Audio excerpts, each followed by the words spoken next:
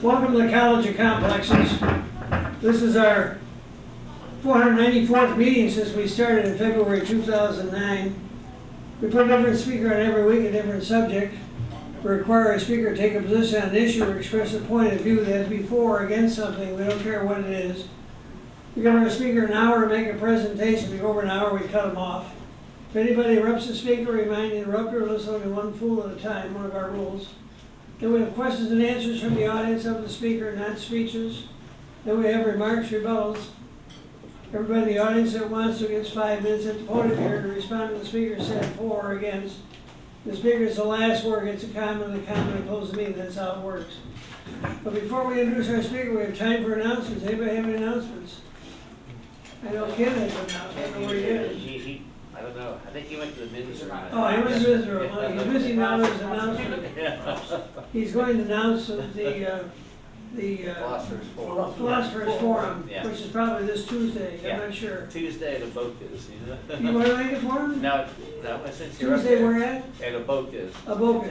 Yeah. And where's that? I don't know. South Central and Beltline. Is All this right. Tuesday? I believe so. Tuesday night. I thought it was last Tuesday.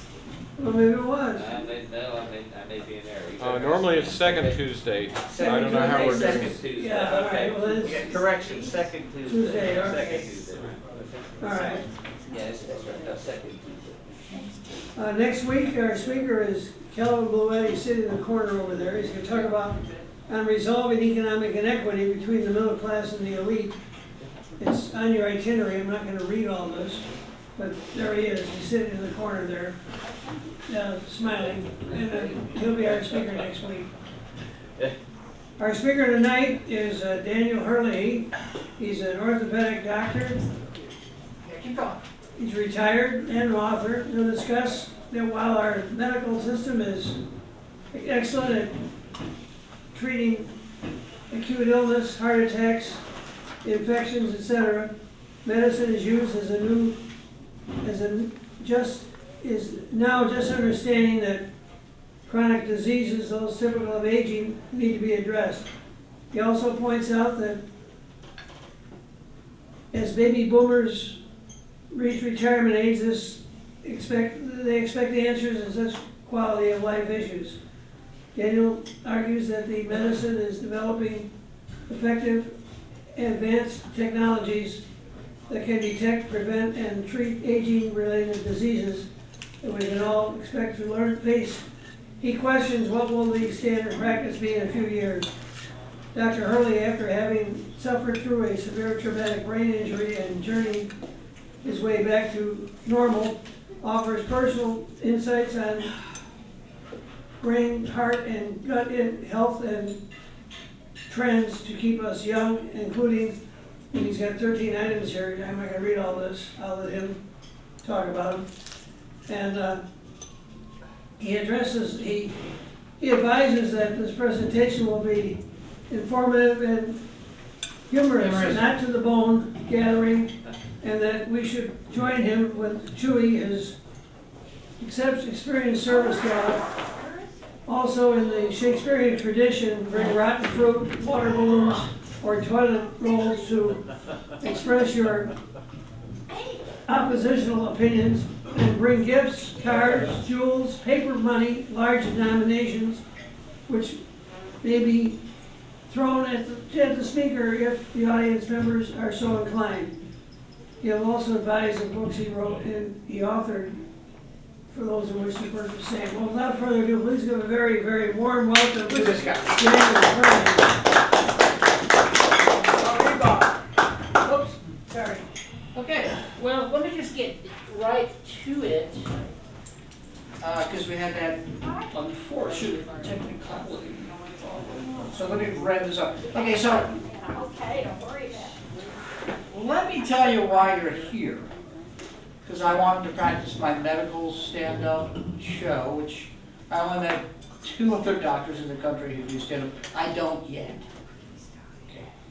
But, so let me tell you about, so that's why why do you want to listen to me? Someone's asked the question, why am I listening to this joke? Isn't that a good idea? Just what?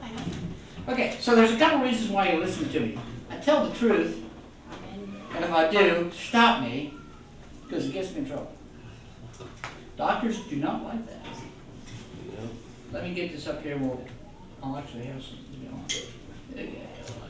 the reason you want to listen to me is because the stuff I know, oh, there it is.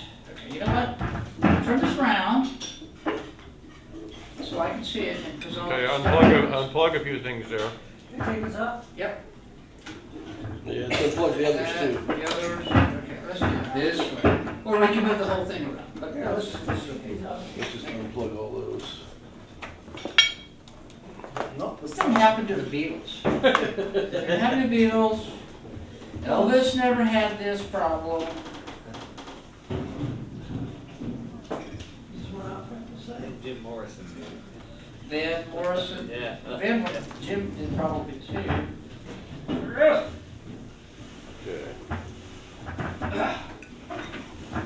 There we go. Okay. So why you want to listen to me is very practical.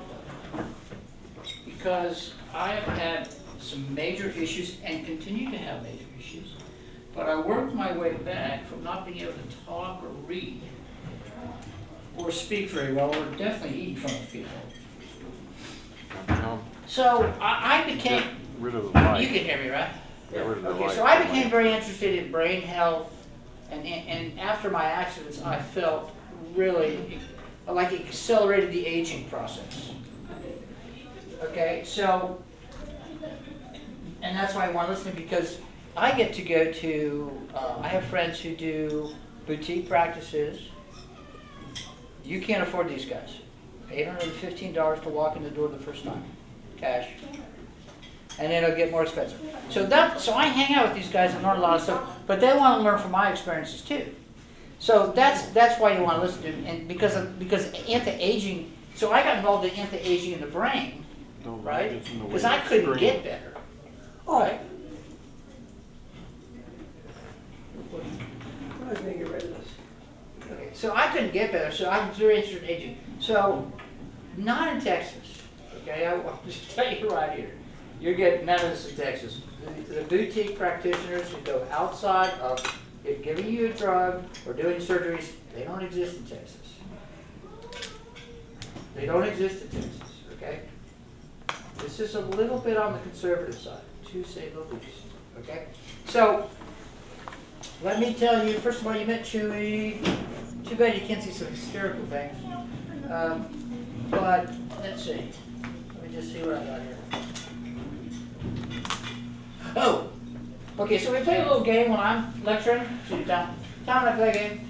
Because I've had head injury, and I know I sound really normal, I've not. So there's two games we play. You spot the neurological injury. That's what I saw.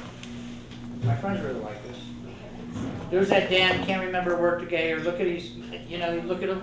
The other one is, since I'm trying to do a medical stand-up, and I make jokes that may or may not be funny, Tom and I have developed this signal. If I do this, I have made a joke, will make a joke, or think about making a joke. See what I mean? Okay. Tom will be recording your answers and writing about that so I can make my speech better. Okay. So let me tell you an old. Okay. So what prompted this lecture? I went to the A4M, which is an anti-aging conference at $1,000 a pop for 4 days. So thank God I wasn't paying for it. But this is where doctors go to get new ideas, right? Because anti-aging is not a specialty. You ain't going to go to the anti-aging doctor. You're going to the dermatologist, cardiologist, whatever, but you're not going to go to the anti-aging doctor. And you can't do this. But A4M tells these doctors want to charge a hell of a lot of money. These are the things you need to work on. And to be honest, I was floored. So this is in the city of bad decisions. This is a great place for an aging conference. You can figure out what the city of bad decisions would be. And they talked about the latest, Las Vegas of course, the latest, greatest things. And it was, some of the stuff was stunning. But let me let you, I don't want to really give you all the answers, but I can give you the questions. I can give you some of them, right?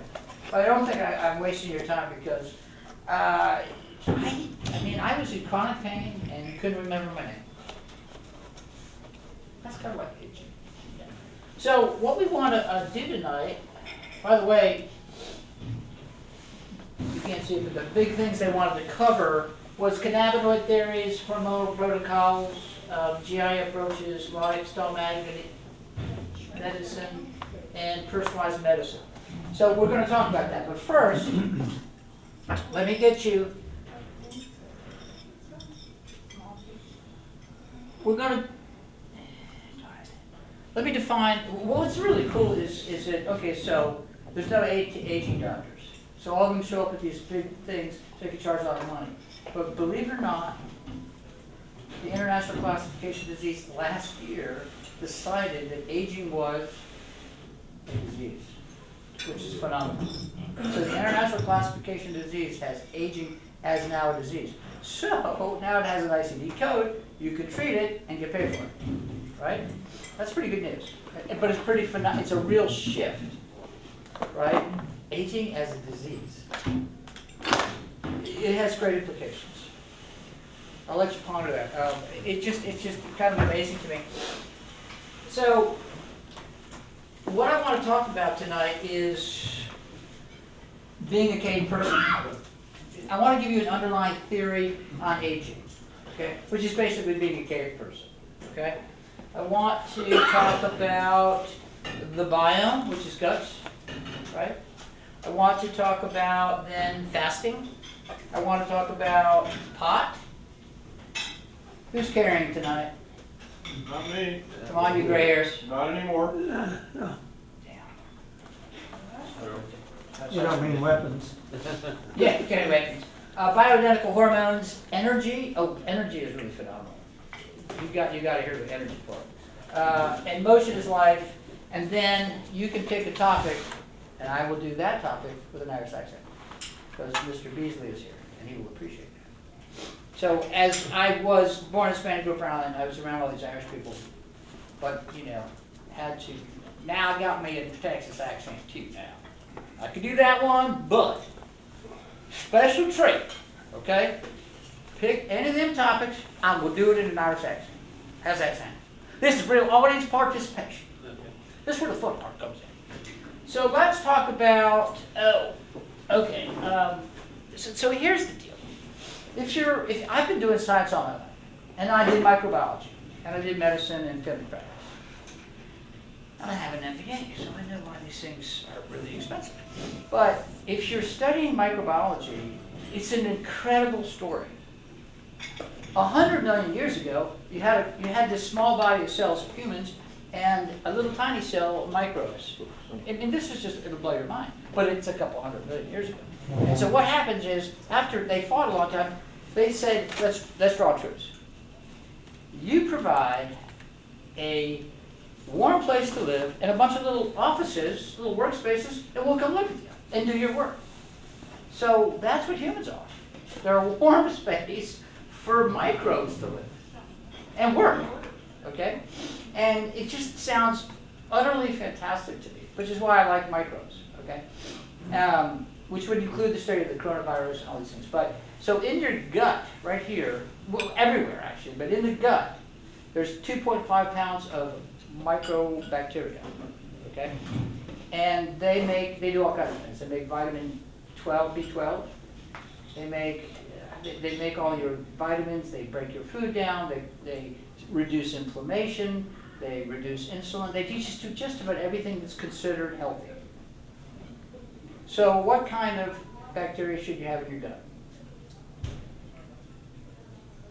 The same this should draw some laughs from someone, but it's the same bacteria in the vaginal canal and in breast milk. So Tom and I have experimented. We're still consuming breast milk for that reason. Yeah, she knew that. I do that. Okay, oh, I'm sorry. I'm sorry. I think we missed something big here.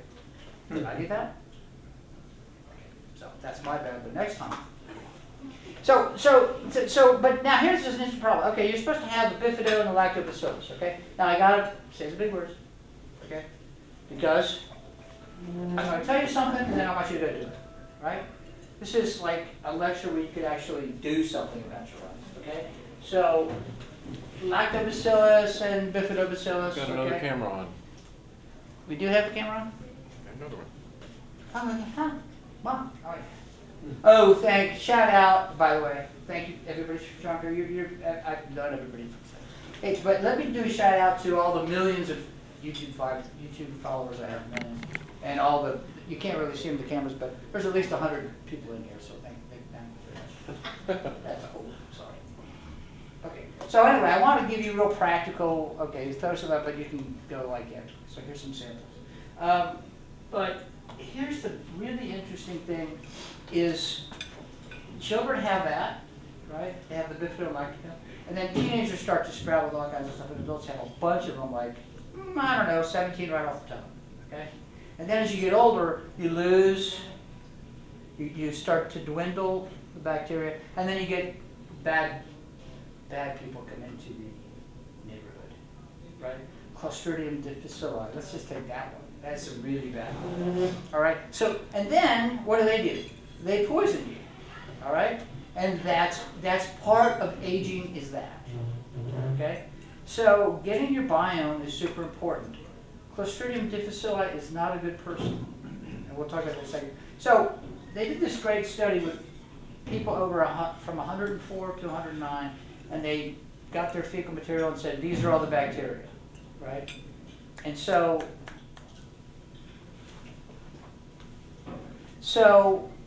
that's the bacteria you want. But the problem is it's kind of hard to get that yet. This is kind of in its infancy. All right? So this might be wrong. Okay? This might be wrong because it has just, I don't know, this is a really good one. And you never really see yogurt, but it has it has a, bacterial bifidum lactis, lactobacillus rhamnosus. It has maybe 12, okay? But the more you have, the better. Can I just make it that simple? Because we'll cover this. We'll cover each of these topics, and then we'll fall asleep. And then what we'll do is we'll go and ask more personal questions, okay? So I went to Whole Foods, and I was really surprised. If you want to do a whole bunch of them, do Garden of Life. There's a Garden of Life product that has 54, which is a hell of a lot. Not only that, you're eating the bacteria, but it has food for the bacteria called prebiotics, right? Which is a great idea. So you're eating food not for yourself, but for your bacteria to grow the right way. Not only that, but it has enzymes. This is a great idea because enzymes break your food down into smaller pieces so you can actually absorb them. And what don't people that are our age, excluding one person here,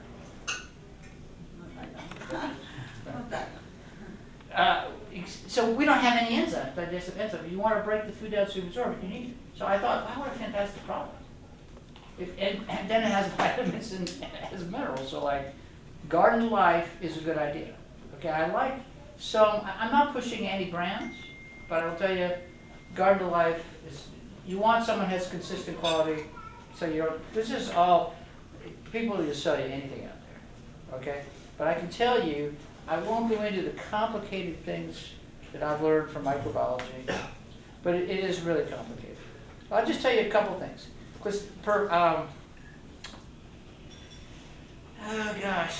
One of the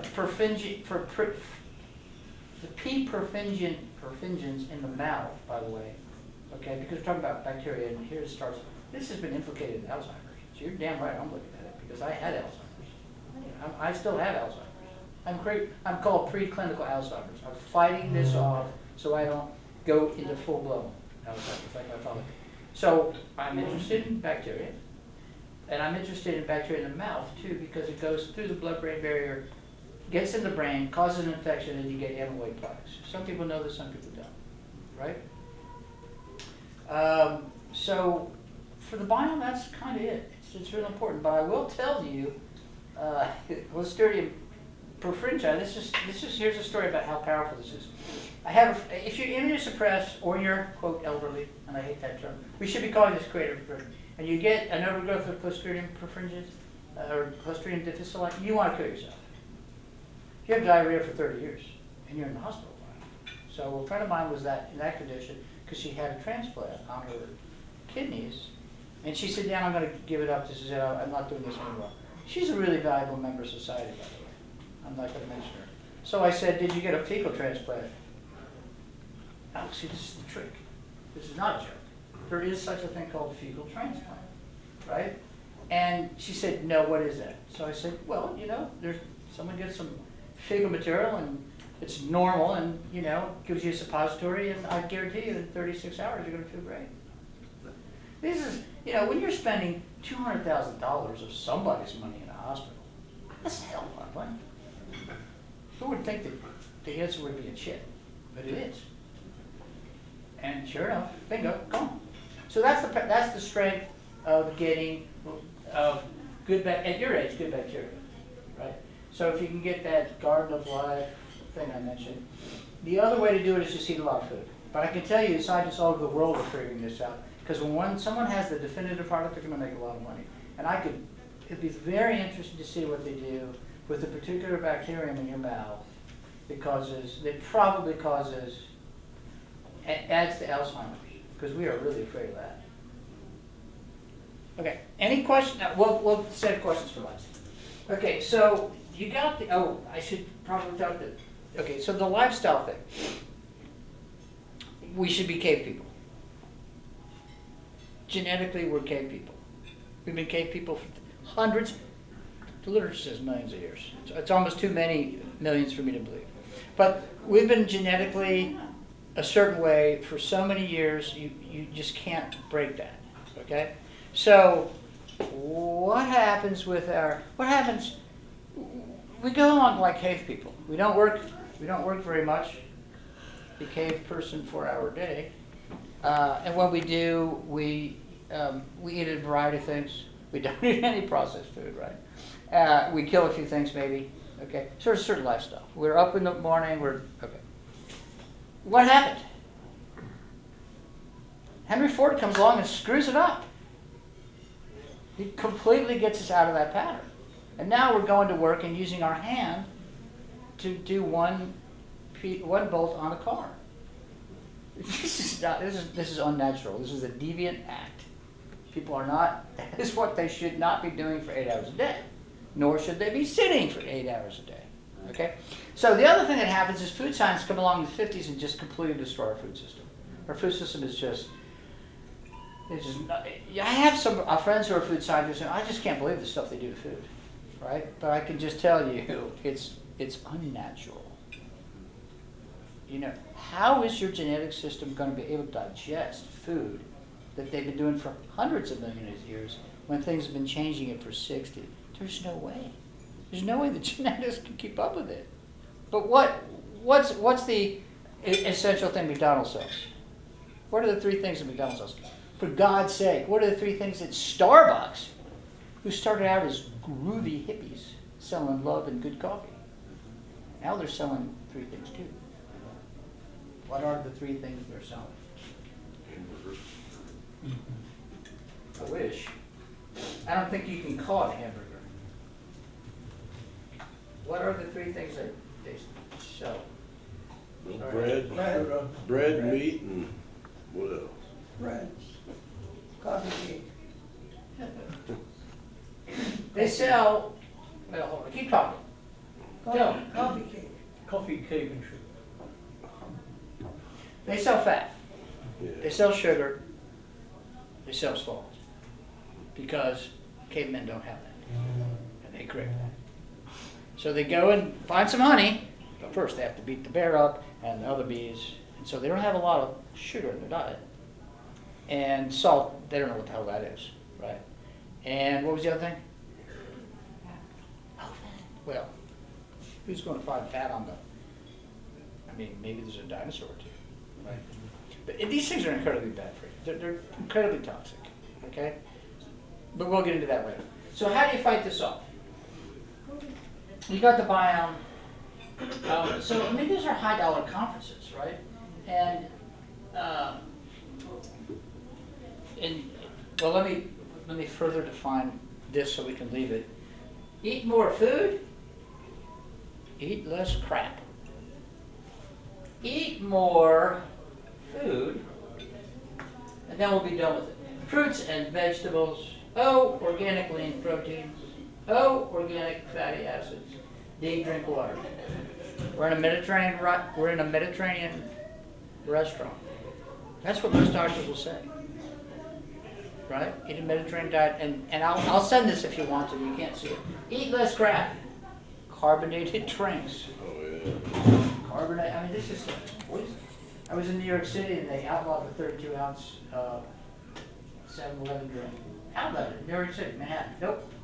Whole city. Nope. Can't have it. Can't have carbonated drinks. I thought it was kind of amazing. Organic. Let's see. Refined sugars. Look, sugar is poison. Period. Poison is poison. It's poison. Okay. No sugars at any type. It's all poison. Right. When you got sugar, oh here let me scare the hell out of you.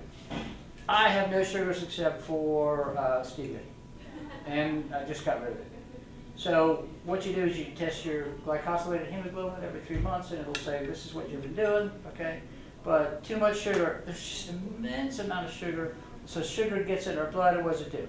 Attacks things. It starts glomming onto things, and those things don't work anymore. So what do you think the first thing, what do people notice about the things they're losing? So what's a diabetic man going to lose first? I don't know.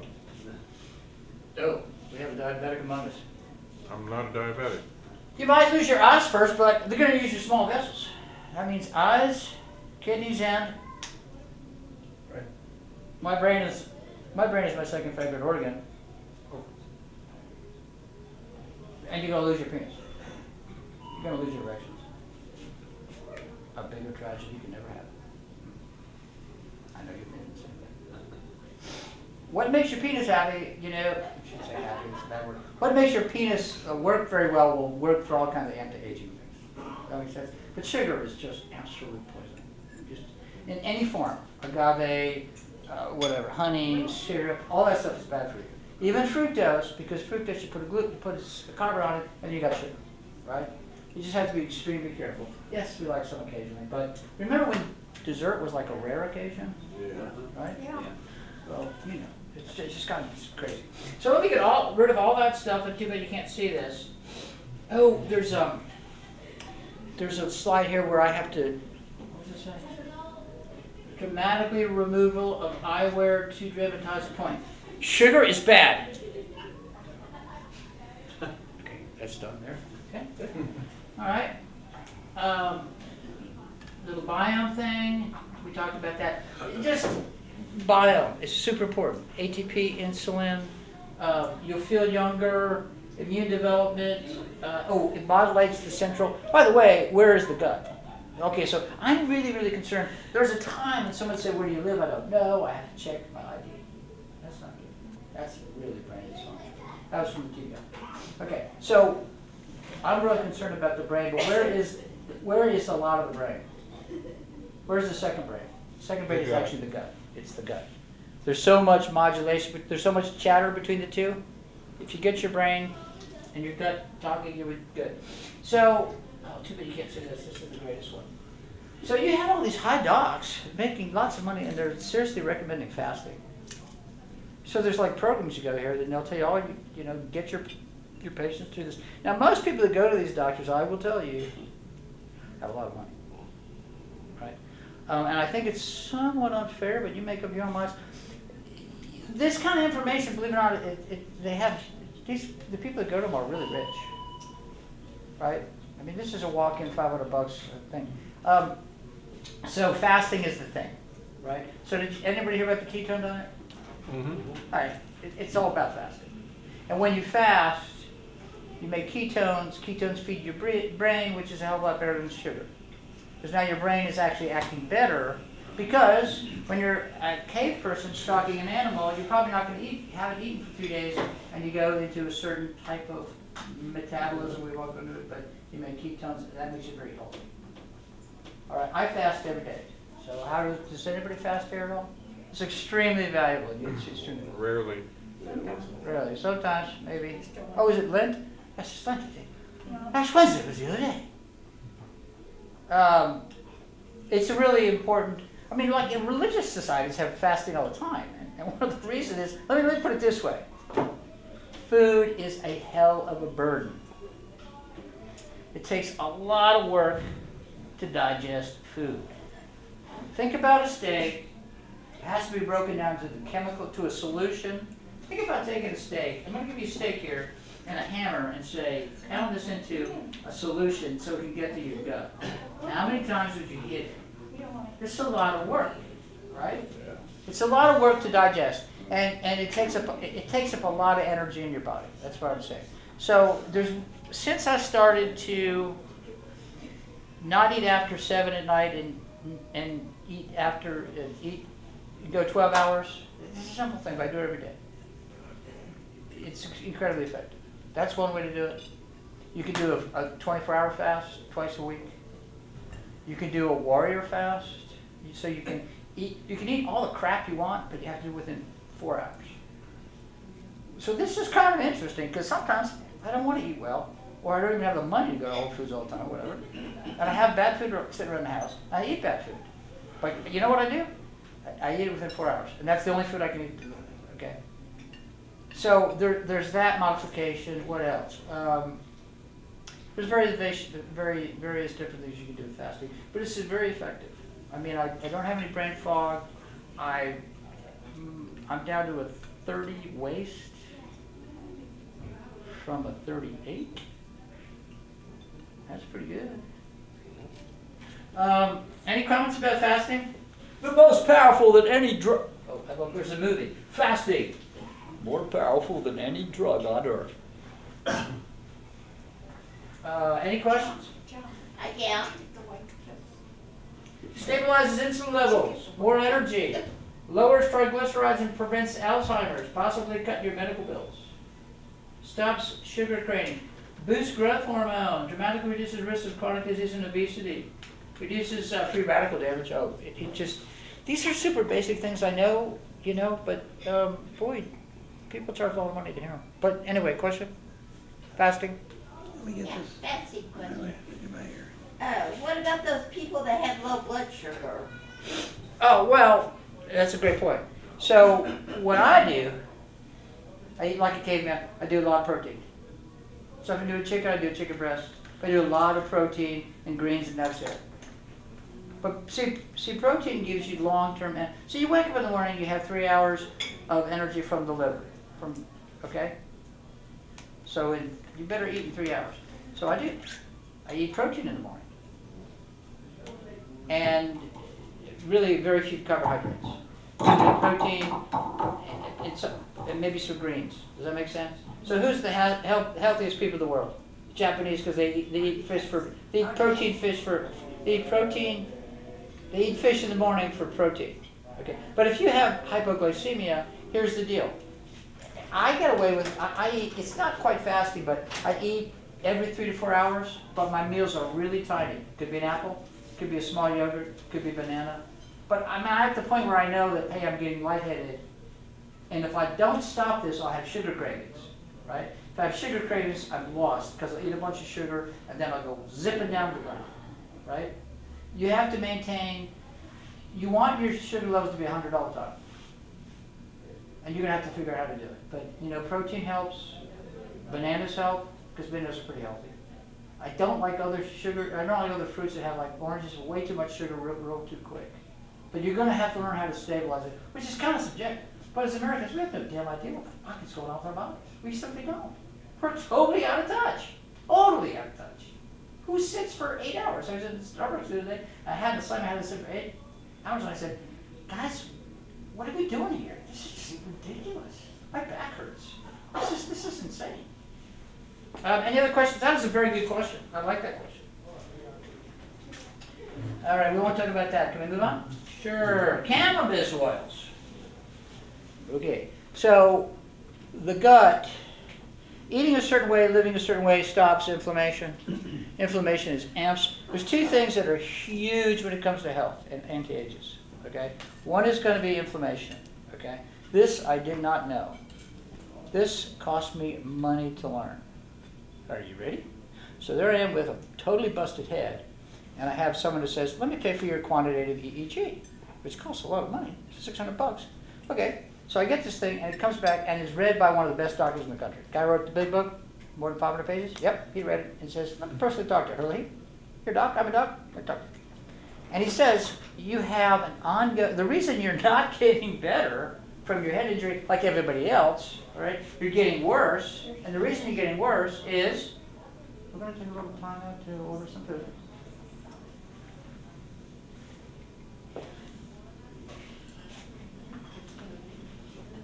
Taking identification, hold on. Eat the fish and the broccoli. The beast, he had the fish and the broccoli. God,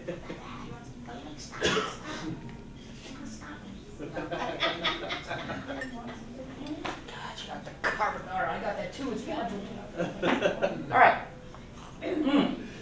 Okay, so this guy says, look, I'm a doctor. I want to get back to hell to work, you know. And he says, you can't because you have this inflammatory thing going on in your brain, okay? I was like, what? And lo and behold, it's a wake-up call. He says, let me ask you, are you Irish? You have asthma? Yeah. So, oh, yeah, you got this for sure. This was a mind blower to me. Even in a guy with who's mind blown, one of these things. Even if a guy's mind blown, he can still get his mind blown. I was like, what are you talking about? Inflammation? I've never heard of this. And listen, the stuff I'm trying to hear, you know, let me warn you, your doctor may call you crazy, and they call me crazy. Okay? This is 17 years ahead of what doctors in Texas are doing. No shit. How? I won't get into it. I don't know how they can be so behind. But he said, yeah, you need to take strong anti-inflammatories. I said, oh, wow. And then I realized when I did the research, and the research means you got to go to the white papers and the NIH. I go, oh my God, inflammation is the basis of a hell of a lot of disease. Anybody have an autoimmune disease in here? Not sure, maybe. Hay fever, is that not a? For this, usually the women have Sjogren's and something, but I'll take a hay fever. I'll take a hay fever. Is that it? No. How about the common one I pick up is, what about arthritic, rheumatoid arthritis? No one has rheumatoid arthritis here? Nobody? No. I have arthritis, just regular arthritis. Regular, well, is it rheumatoid or osteo? Regular. Right, I don't know if there's a regular. Okay, but the point is, inflammation is huge. And what happens when inflammation is, you get traumatized, let's say, and then your immune system gets dysfunctional, and this is real important, and then you get inflamed, okay? And when things get inflamed, the body tends to attack itself, all right? This is really big news to me, okay? Because my brain was attacking itself. Just like when you get arthritis, these huge things, your brain thinks this knuckle is a bacteria that shouldn't be there, and it attacks it, all right? That goes back to our friendly bacteria and our non-friendly bacteria. So what do we do with inflammation? It is super important, by the way. Inflammation is the basis of almost all diseases. Okay, so how are we going to die? Do the two big ways. You can do it. Get on. Cancer or heart attack. They're both inflammatory problems, right? So this starts surprising, like, man, this shit is everywhere, right? So heart attack is an inflammatory disease. It's not a heart attack. Cancer is an inflammatory disease. It's not cancer. Okay? So we would want to avoid inflammation, but really we want to avoid the coronavirus, which I think is contagious. So inflammation is a big deal, and CBD oil, I'm going to say just by yourself. I'm not going to explain it to you. It's a really complicated cascade of complicated cytokines and brain factors and things like that. But just the CBD oil is very good. And I'm shocked the pharmaceutical company hasn't stopped there. Okay, so here's the deal on CBD oils. We have this endocannabinoid system, and there's about 200 of these. And when you buy the CBD oil, you get 65 of them. All right? But we don't know what they do. We don't know exactly how this works. This is super brand new because the government doesn't let anybody study this. All right? But I can tell you that one of those cannabinoids, or 2 or 3 or 4 or 5, stop the inflammatory problem. Okay? Is it the end all and be all? No, but it sure is a nice step. Okay. I can actually sit down without, and get out of the chair because I take cannabinoids every day. The CBD oil. I'm not pushing garden in life, but you want to have a good brand. Okay? Guess what? Mr. Dog, I give it to my dog too. So I want to tell you a little bit about this. It stops inflammation, so my dog, I don't want my dog to get older, right? And he is. And so he's got some arthritis in his back. I can't pet him anymore. It upsets him. So you put him on the CBD oils, and it stops inflammation. Now, people will tell you CBD oils will do everything. I mean, everything. Okay? But I can only attest to the fact that it's strongly inflammatory, anti-inflammatory. Does that make sense? But inflammation is the root of a lot of diseases. So if you fix the root, all the branches are going to look better. And if one of the branches is cancer, and one of the branches is heart attack, and one of the branches is Sjogren's, and I can't remember any autoimmune stuff, but there's a bunch of it out there. So I like something like Garden of Life, which you know it's doctors are watching it and it's third-party tested. And here's the deal: let's get some CBD oil. Do we have this here? This is really good. I put a little of the CBD oil on here. It's good stuff. We put a little on here. It's still in there. Oh, very good. So here's the problem with the product. It's a great product, CBD oil in general. Everybody sells it. Make sure it's third-party tested. And here's the rule. I run into a lady the other day. I've met a lot of people they want to put their dogs or cats down. No. Because they can't walk? No. Try this first. Right? It does work. Okay? So here's the trick. If maybe you can memorize it or send me an email, but it's 10 milligram. It's a 1 milligram per pound. So I said to this lady, she couldn't afford it because it was $50 a month. I said, well, what? Your dog is 5 pounds. Let's say 10. Your dog is 10 pounds. It needs 1 milligram. This has got 10 milligrams per dropper. This should last about a year. This is $19. Yeah. After you're paying $50 a month. Yeah. Why should you do that? And this is why you want to talk to someone like me, because spend a lot of damn money because she just doesn't know. She's not a doctor. Yeah. But it's damn simple. Yeah. Okay. Oh, you want to? I The man with the shirt, the matches, the tablecloth wants to say something. I just had a question. Oh, of course. Okay, with that, You're blending right in. Go ahead. If that was good for a dog's arthritis, would it be good for a dog suffering from cancer? Would it help that? Or do you know? Look, I'm here to give you the questions, not the answers. Okay. Once you have the cancer, it's a whole different thing. Okay? And that's a whole different lecture. And let me tell you, in my book, I dealt with Michelle, my greatest love of my life, with cerebral cancer, and my ex-wife is dying from cancer. And the really sad thing is, I wish she had gone integrative. So let me put a plug in for integrative. This is integrative medicine. Okay? There's not a doctor out there that will prescribe this. I'm not going to say why. Can you guess why? Yes. Cuts their profits. Money. Yeah. Texas Medical Board, Pharmaceutical industry is all money. That's what drives insurance it. agencies. If I move my mouth and those people are saying things, people are going to think that I'm saying things. I'm not saying that. I just want to make a disclaimer. I'm not saying that. Please, medical board, leave me alone.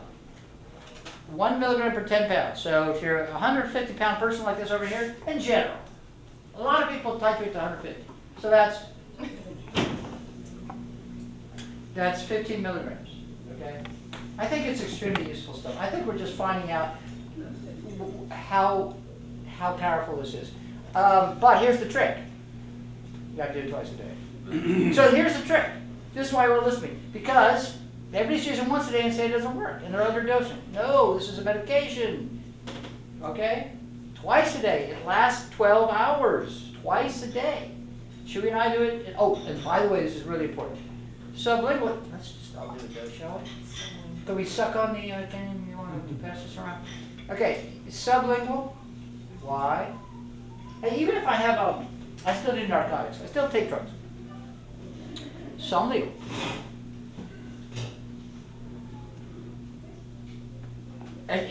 So my narcotics, yeah, my back is killing me. It's not going to. It's an anatomical problem. I got a nerve that doesn't work. I crunch up my medications in my mouth. Does it taste good? No. Does it take me 20 minutes to start feeling better? No. It goes into the submucosal, it goes to, it avoids my liver, and gets right to the area, okay? If you take a pill, it goes down to the stomach, you're going to lose half of it because of hydrochloric acid. You're going to lose a whole lot more because then it'll go right to the liver till you get detoxified, you don't get anything, okay? So what I recommend is you grind those pills up and snort them up with your sons or daughters. Oh, I'm sorry. Okay, you have a little surprise on your face. There's a joke there, right? Okay, there's a joke. They don't panic, okay? But if you do it through your mouth, you'll be much happier. And by the way, so, Tom, did that work? Did that jump? That last one? Okay, you're supposed to be marking this. Okay, okay, well, get on with it. So please do all your medications sublingually, okay? This is a really important point. Okay, so let's talk about, that's about pot, all right? I'm answering, by the way, medical pot, by the way, no, I don't recommend pot for kids under 26. I'm a neuro head specialist. Their brains develop, at 26 their brain's there, all right? They should not be smoking pot before that. No, it's going to shrink the hippocampus, but not going to make any memories, okay? I'm also reluctant to say it's a general uses for people. I notice the people who use this, strangely I've noticed in my 60s, all my friends who started in the 70s, they're kind of lazy. I mean, they don't seem to have a lot of ambition. I think it has a barbiturate benzodiazepine effect. So, but cancers, terminal thing, great. It's great stuff, right? Because one of those cannabinoid oils, or because THC, when you get your high dose, there's also another molecule in there that makes people eat. Get the munchies, which is great if you're dying of cancer, because you're pretty thin, right? Okay. Questions while we're playing with this? Is anybody bored? No. I am. Any questions while you're sitting around? Anybody want to buy any pot? Here's what to do. So, what would you recommend as the cheapest anti-inflammatory potion? I mentioned cannabinoids because it's cutting edge every step, okay? But I use what happens to why is turmeric possible? Or why do not the Indians have Alzheimer's? Why is it the Indians in India not have a lot of Alzheimer's? Curcumin. Curcumin. Right. Because they smell of curry. My God, you can't go anywhere near those people. Of course, it is very healthy to be near them because they, of course, smell like curry. But yeah, it's a very powerful anti-inflammatory. But I don't want to be taking curry all day long. If you're trying to eat that stuff, you're yellow. Yeah. Curry. Try with a mustache. Yeah, and the curry has the turmeric, and you can put in milk and all that stuff. That's a pain, right? So I use this product. This is the Zyflamend. It's a New Chapter product, and let me just give you a little. All right, I like New Chapter because I've met them, I've been to their facilities, and they're third-party tested, just like it was a blood pressure medicine. Okay? Have people come in and say, what you said you have, you have. Okay? Xylomed. Why do I like this? Because I take twice the dosage. I don't think you take. I'm histamine positive. I cannot take enough of this stuff.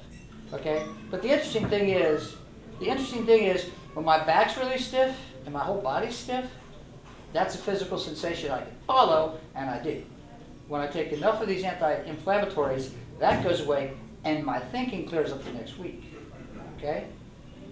That's an important point because there's no damn way you're going to know if you're thinking or not thinking well. The brain does not look at itself in the mirror, right? But if my back doesn't hurt, the inflammation is gone from my brain and I'm thinking better. I like this because it has holy basil, ginger, turmeric, which is curry, rosemary, organic green tea, huzang, Chinese goat, gold thread, blueberry, organic oregano, and skullcap. Right? This is just a lot easier, right? Okay? So that and then there is, by the way, many anti-inflammatory diets. I'll leave the shape below. Okay? And many anti-inflammatory diets look like the Mediterranean diet. Thank you, Romans. Helps with kidney cancer, diabetes, Crohn's disease, gout, Drew syndrome, multiple sclerosis, inflammatory bowel diseases. Look, I cannot attest to any of that, but I can say the literature is strongly in favor of anti-inflammatories. Okay? And you know, just to toss this out, a lot of integrative doctors that charge $800 a visit, they will say that negative emotions and inflammation play a huge. You can cut those two things out, you're going to be a lot happier. Okay. And let me tell you, I'm a scientist. Negative emotions, what's that? Right? But I'm really a believer of it. Okay. So, too bad I have this nice THC molecule you looked at. It's so pretty. Let's deal with. I'm not quite I'm not quite to the age of menopause, but I suspect it's coming. Menopause and what I call menopause. This is a huge market. Bioidentical hormones. All right, so this is what I'm going to push: bioidentical hormones. Do we know what we're talking about? Bioidentical hormones. No. You hit menopause, ladies, you probably understand what that is. Menopause. And what happens in menopause? From the man's side of the view, women change drastically. From the women's point of view, they're very unhappy with their bodies. They're getting hot flashes. They just, you tell them, it's just not a pleasant experience. So they gave a bunch of estradiol to women, which is good, and then they realized it causes breast cancer. So then they said, and then they started mixing it up and say, well, let's not do some estrogen, let's get estradiol, let's throw some pregnenolone in it, some other, some testosterone. Okay. So that field is really going crazy. So if you go to your doctor and he's doing bioidentical hormones, your insurance will pay for the testing to see what kind of hormones you're making, okay? But then this doctor will give you specific amount of hormones in specific ways, and there'll be multiple, right, including testosterone. I'll tell you about testosterone later. So you're going to get this package, and it usually goes in pellets and dissolved in 3 months. And now, the reason I know this works, okay, is not because my rich friends do it in California, in San Diego. No. I know this works because I know a lot of blue-collar women in Texas who did it one time, and they said, I cannot afford, it's going to cost you about $100 a month. I can't afford $3 a day. I can't afford $100 a month. But then don't they go back every month? Because they're feeling so damn good, and they're so much more productive, and they have a better relationship with their husband and their children. And that, to me, is clinical proof, right? So, yes, I think the whole thing on bioidentical hormones, look, we're just not making hormones, all right? And those are kind of the fountain of youth, in my opinion. One of the things you have to do. Now, what's my own story? I had a head injury. I wasn't making any testosterone because I had lost my brain power that says turn on my gonads. My gonads were sitting around, doing nothing all day long, on vacation. It's a very sad situation. So when I got my testosterone tested, guess what? Big flat 0. None. No testosterone at all. My brain didn't turn it on. What happened after I got some, oh, by the way, you want to take some of these things, for men, you want to take this, you want to take it through your skin, because it's constant, right? When you take the shots, it goes up and down, right? Okay.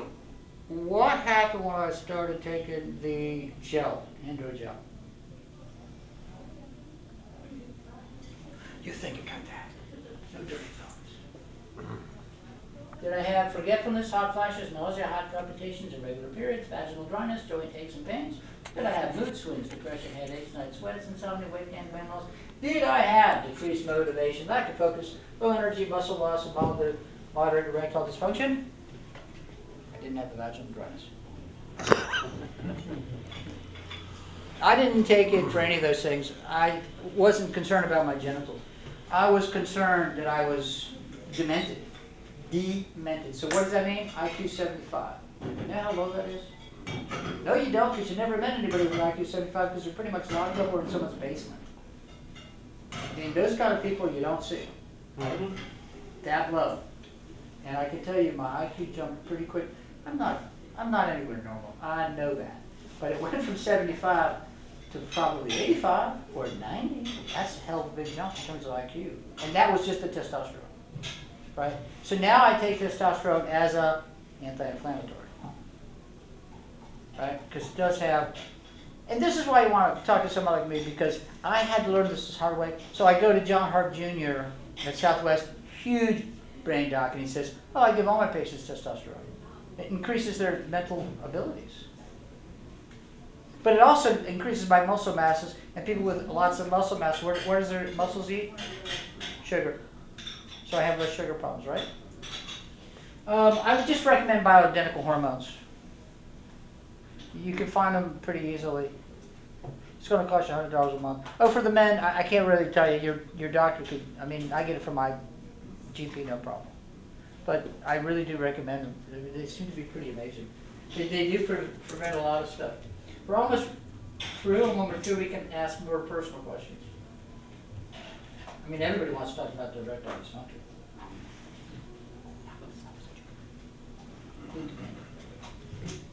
All right, almost finished here. Oh, I think we're hitting the big fun time. Okay, anybody bored? What's going on out there? Got to take the temperature of the room. What's going on?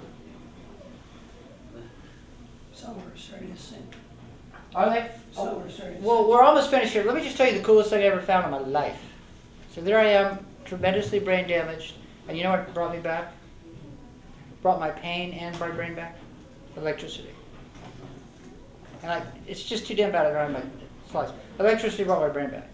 Big magnets and something called pulse electronic magnetic field therapy. The future of brain health will be energy units. Okay, they will be different things that go on your skin. They look like TENS units, but they deliver energy in a way compatible with this. This is really important. They're going to deliver energy in a way that's compatible with your body, and your body will suck it up, and the cells will normalize, and health will return. And if it can't, the other option is they will reduce your pain. Okay, that's right. I said that. That's a big statement. Avazzia. Avazzia makes a machine that will get rid of a lot of everybody's pain that I've ever seen. This is a non-pharmaceutical way of controlling pain. PEMF. And then I'll just end up with the brain magnets that you don't know about, brain waves. They'll bring it. They'll. You have these magnets, and they direct to certain parts of your brain, and they just turn your brain on, no matter what it is. So the anterior cingulate gyrate will get the most depression person who's failed all the tests, everything, ECT, they'll get non-depressed. It's pretty incredible stuff. Vagal nerve stimulation. So Brett Holloway's coming out. He discovered Newton Calm. He's the guy who made it. He just sold many millions of dollars worth of his equipment to the VA for PTSD. It's a vagal nerve stimulator. All these things are electric, and that's where there's going to be a huge jump in medicine in that. 2 more slides. The sitting disease. Motion is life. I mean, sitting is just the worst thing in the world. Please walk. You've got to move. This is a pump. Your lungs are a pump. Cerebral spinal fluid is a pump. Muscles are a pump. Okay, everything in the body needs to move constantly.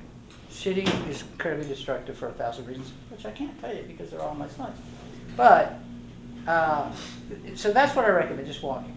And then I recommend White Rock Yoga because you need a specific yoga instructor, and Mariana is over there, to do rehabilitative yoga, okay? And there's not enough time because we're sinking, but motion is life. If you can get a good yoga teacher, she'll get you out of pain. Simply by moving your body. It sounds ridiculously simple, but that's it. So now I want to ask, if anybody has any questions. So I may just breeze through some things, but these are the major trends in medicine. You mentioned the products of Garden of Life. They have a number of products, but you didn't say specifically which one. I met the owner many years ago when he was starting his company, and then I met him again when he sold his company. But I like that thing because every product they do is like verified by third-party sources and physician controlled. Okay, I specifically like their hemp oil, and I like their their biome, their bacillus stuff. It's called, it's just called, gosh, I don't know what the hell it's called. Like, go to Garden Life. It's refrigerated, and it's the best one I've seen out there. But I simply like products that are consistent and don't cheat the public, because you get this stuff tested and there's nothing in it. This is an unregulated industry. But specifically, the hemp oil, right? And their biome modulator that I talked about, with the 17 strains and the prebiotics and stuff like that. I could mention some other ones, but this is the particular one. You know, this new chapter is another really good product. They're third-party tests. They're in Texas, by the way. And Xylomend is what I like. Second question. Amongst all these things, what percentage of, I would say, your recovery and your well-being would you attribute to Chewy? Oh, quite a lot. I mean, make no. You know, so, I don't know if what I'm saying is very dramatic or not dramatic, but frequently health is, my understanding of health is frequently getting healthy is damn simple. It's real simple. It's certain lifestyle choices, get rid of your negative emotions, okay? Eat well, I mean, pretty much sleep well, have some kind of spiritual thing, that's it. In my opinion, our health has been stolen and we don't know how the hell to get it back. Okay? I was lucky at Southwestern Med School because I didn't have a doctor in the school system for too long. I had a medical student who said, "Oh, Dr. Herlihy, you want to kill yourself? Because you have incredible pain, up to 8s. You can't, if you're in a store, you can't actually reach up for that food item or this food item. You pretty much are so banged up, you've got to have this item right here. And that's all you can have. And then, because you had a major head injury and you can't remember who the hell you are anymore, and your family abandoned you, because that's what they do, and you can't remember anything, and you don't have insurance, and you want to kill yourself, you say that's a pretty damn good option. Because your dad had Alzheimer's, and you're going into Alzheimer's, or have it already, that's a really good option. Suicide is a damn good option when you're that sick. You got nobody, you're homeless, your family's abandoned you. What the hell? Suicide is a great option. And how was I going to kill myself? The same way I killed dogs in laboratories. When medical students still did that. You go to medical school and they say, Big Pharma wants you to learn how to use these medications. We'll do them on dogs. They're anesthetized. And at the end of it, you kill them. I said, that's pretty good for a dog. I'll do the same thing. But I happened to get an atypical, out of the paradigm thinking physician, who was a medical student, by the way, who said, yeah, I've been to Iraq, had a TBI and PTSD like you. You get a dog, I'll get you a dog, because you're going to do this in a week. I'll get you a dog in a couple days. Atypical thinking. And I don't want to train the dog. You have seizures, I want you to train the dog for a seizure alert, and I want you to train the dog to do these other things because you need to get outside your head and take care of somebody else, even though you can really not take care of yourself. But of course, you take care of the dog, and what happens? Take care of yourself. Well, yeah, I mean, I can't remember when I ate, so I fall down in 3 days. But I now eat when the dog eats. And I shower when the dog smells funny. And the big thing is, you're walking around, I'm completely unsocialized. I am not fit for human consumption, okay? People don't know what the hell to do with this one. He's crazy, and he's old, and he looks normal. He looks like a normal white guy from a nice neighborhood, but he's crazy. He's crazy as shit. Keep him away from me. I'm scaring people. I get got too many dark clothes on and they're dirty. What do you think the dog did? Introduced me some nice people who would talk to him, not me, but eventually figured out how to talk to them because I would repeat their words like, what does loquacious mean? I have to look that up. Anyway, I rebuilt my language skills and my social skills by walking the dog in nice places. You see what I mean? So I would say, a huge amount. And initially in a few years, he was 100%. That's what you do. And he still does, right? You know, if you have a dog, he gets rid of that, what, negative emotions? And then you're walking in what is walked in, because you know, you're not, I don't walk, I'm in pain. So I start walking and I get rid of the inflammation, let me put it that way, right? How about those two things? I'm living at night because my pineal gland doesn't work. I don't know night and day. What do you think I'm running into? What are the normal cast of characters at night? In some place in Dallas that isn't such a particularly nice place. They're not nice people. They're abnormal people. But when you're up in the morning with people that are like working, what the hell? And you know, doing normal things, you know, they tend to normalize you, right? So I'm a big proponent of service dogs for homeless people and other things like that. In fact, the Bridge now has a service where they'll support you. They have a kennel for service dogs. Does that answer your question? Yeah, very good. I have a question. Yes. You mentioned the fact that movement is important, the body sitting all day, and those kind of things. Could you elaborate a little bit more on the importance? Well, how does rigorous exercise play in your equation, or in any equation? You know, I am a very, very senior citizen, and I have all my life exercised religiously, rigorously, on a daily basis. And I had been told that, well, you know, exercise will help your body heal itself, in terms of getting all of the glands to do what they're supposed to do, and those kind of issues. And I'd just like your thought on how does rigorous exercise fit into the equation that you've established tonight.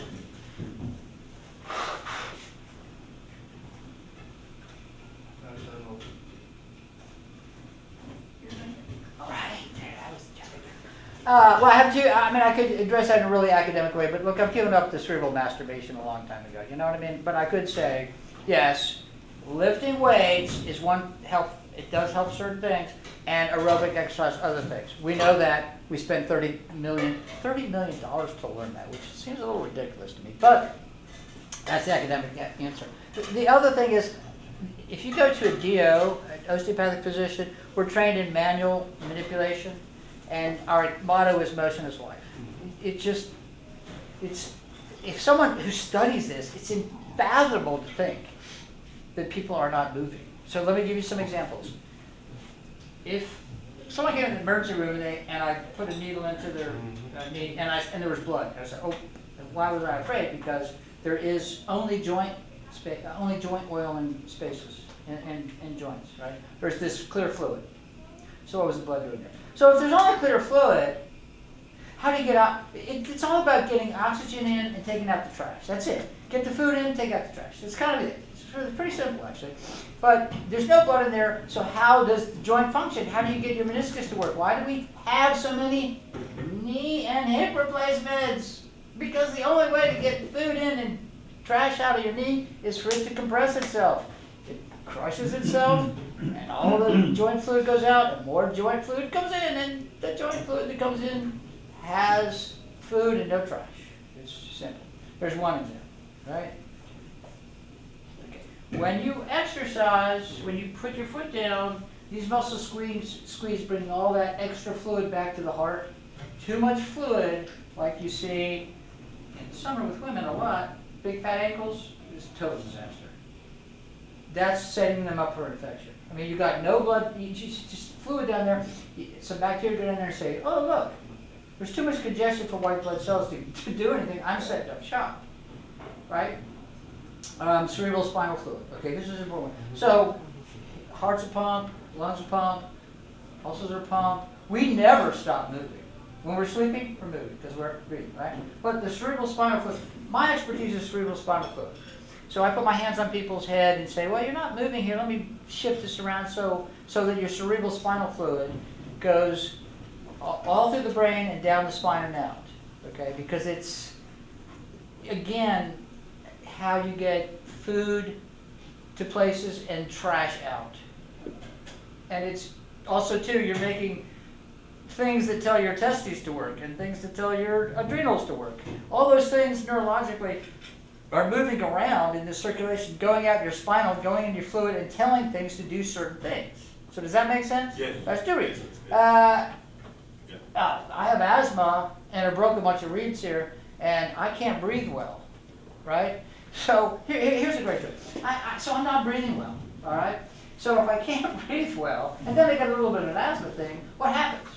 Well, I build up carbon dioxide, and then what happens? And then I feel like I'm drowning. Because when you build up even a little bit of CO2, you feel like you're drowning. And what happens when you're drowning? You get super stressed. And then you start yelling at everybody, and then you just have this constant anxiety thing going on, and that's just not good for you, right? And once again, you're not getting the oxygen. I could think of 1,000 reasons. I mean, most of my job when I'm doing a physical exam is to normalize anatomy and make sure everything feels good. Okay, so here's one area. Some areas, this is really astounding. Some areas that don't move in the body appear to be big lumps, right? But when you mash on them, they go away. But almost always, it's connected to a trauma, and the person you're doing it to remembers their father's funeral and how traumatic, or the rape, or the abortion, or whatever the hell, but it's a trauma, and it's always in a section of body, different sizes, and it doesn't move. And all I do, and I say, lady, you know, I used to do psychiatry a lot. It's kind of a busy schedule. You can yell and scream, and they'll do for 45 minutes and jump around. I said, but you don't have to tell me. You don't have to tell me the trauma. I've heard it all. Okay? And don't feel. I don't want to. It's not. I don't want to listen. I just get okay. Inevitably, when I get rid of that thing, I say maybe one or two, but they come back and that whole trauma is gone, and they don't need 3 years of counseling. I mean, they maybe a little counseling, but they don't need that. I just say, okay, it's done. Let's move away. Go on. You know, I don't know. Is that enough reasons? Thank you very much. No, there's a whole bunch of them, but I just, you know. That's enough. And by the way, nobody's going to know this. Just once again, the doctor's going to say, I don't know who that guy was. He's insane. Stay away from that kind of person. Okay? This happens all the time. So whenever time, I hate to say it, but sometimes the doctors tell the truth and they get their asses kicked. Oh, I'm actually raising my hand to say I'm an ass-kicked person. This isn't a joke. Right? Yeah, I used to be real. Yeah, And I'm glad, and everybody I know that's over 70 does some exercise. But remember, ladies, exercise means work. Do something that's fun, like walk. And even better, walk in nature. Okay? Because there's about 1 million things I want to say I will. But if you walk in nature, what do? What do you think my dog did? He introduced me to nature. And that is beneficial. I don't know how, but they know that nature studies, good. In South Korea, in Seoul City, South Korea, there's a free bus that will take you to a park. It's free. It's because people benefit, the citizens benefit from being in a park, being around nature. But yeah, so don't get a dog. People with dogs are happier because they're walking and they're socializing. I mean, I'll see a beautiful woman if I'm walking my dog and I see an extremely beautiful woman, I don't even notice her. I notice what a cool dog she has. And so when I look, I go, whoa. Right? I mean, it's just super fun. Go down to these dog parks are just, man, they're fun. I mean, it added an entire new, now with my testosterone cream, but the dog thing added an entire new dimension to my life. Just interacting with people on a non-sexual basis for fun over these great animals that are just, quite frankly, smarter than a lot of people and funner to talk to that I know. So. Thank you. My pleasure. I just Bioidentical hormones has made this man. There goes his bill. There goes his bill. Yeah. Okay. I did have this. I did want to let people know that Target sponsored this. And I didn't walk out of Target, but come on now. Still, I wouldn't do that. Any other questions? Oh, you I got just one. wanted to mention a couple of things, real quick. Mel Gibson took his father to Panama, where the medical profession is trying to make stem cell treatments Oh, that's a great question. Yeah. good, I mean, affordable to everybody. And his father had Alzheimer's, and he came back cracking jokes. Secondly, there is a product by Kroger Herb Company of Boulder, Colorado called CircuFlow. And a couple of tablets with an ounce of aloe vera juice through the whole jar completely dissolves all the plaque out of your vascular system. Well, you know, I can't, the problem, you know, I always research, you know, I'm in a double bind. I want to really know a product works. So that means I have to do some esoteric looking through National Institute of Health, you know, and these white papers, which are incomprehensible to the normal person, right? The two bacteria that are probably causing Alzheimer's in the brain are 14, the first word is 14 letters long. Even I can't say it, right? It's a double bind, okay? There's a lot of products out there that work, there's a lot of products that don't. I don't know. You have to, I mean, I love this, so I know, okay? But I will give you some really cool stuff that I saw at the conference. The coolest thing I've ever seen, okay? Stem cells, shemen cells, as they would say in New York. What I saw really cool were exosomes. A heavy gravid beat of silence encased the group. I saw exosomes. So this is really interesting. So in my opinion, stem cells work. They don't know what stem cells to get. Okay? Sometimes it works really well. Sometimes you've misspent your $4,000 bucks. That's a lot of bucks for this kind of stem cells, right? Stem cells all come from chorionic. It comes from, for the most part, the cord on a baby, right? That's where they come from. Umbilical cord. And the reason is those are pleomorphic cells. Those cells don't have instructions yet. You can put them someplace, and the surrounding cells will say, "Glad you're here. I was looking for a new partner to make some menisci, so I could put something soft, like a pillow, between these two persons, you know, this femur and this tibia, right?" However, the cool thing I saw was cell-mediating proteins. They're also from umbilical cord blood, and this is really cool. Granted, this is super cutting edge. So they go, you take them. So my friend, you take them and you put them somewhere, and they tell that thing.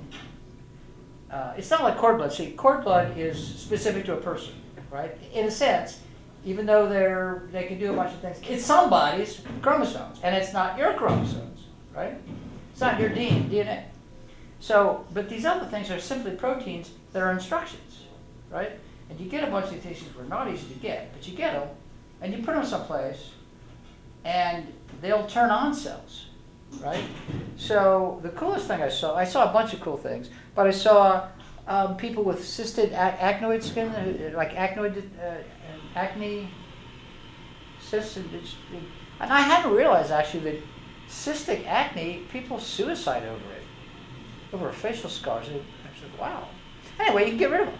So the surgeon was basically putting a bunch of pins in the whole face, little tiny pins all over the place, putting exosomes, and they went into the skin and said, let's not heal the way you're healing. We need to instruct those dermatological cells to be normal. And sure enough, it worked. And there's a lot of mouse studies. Well, I'll tell you what my friend did, okay?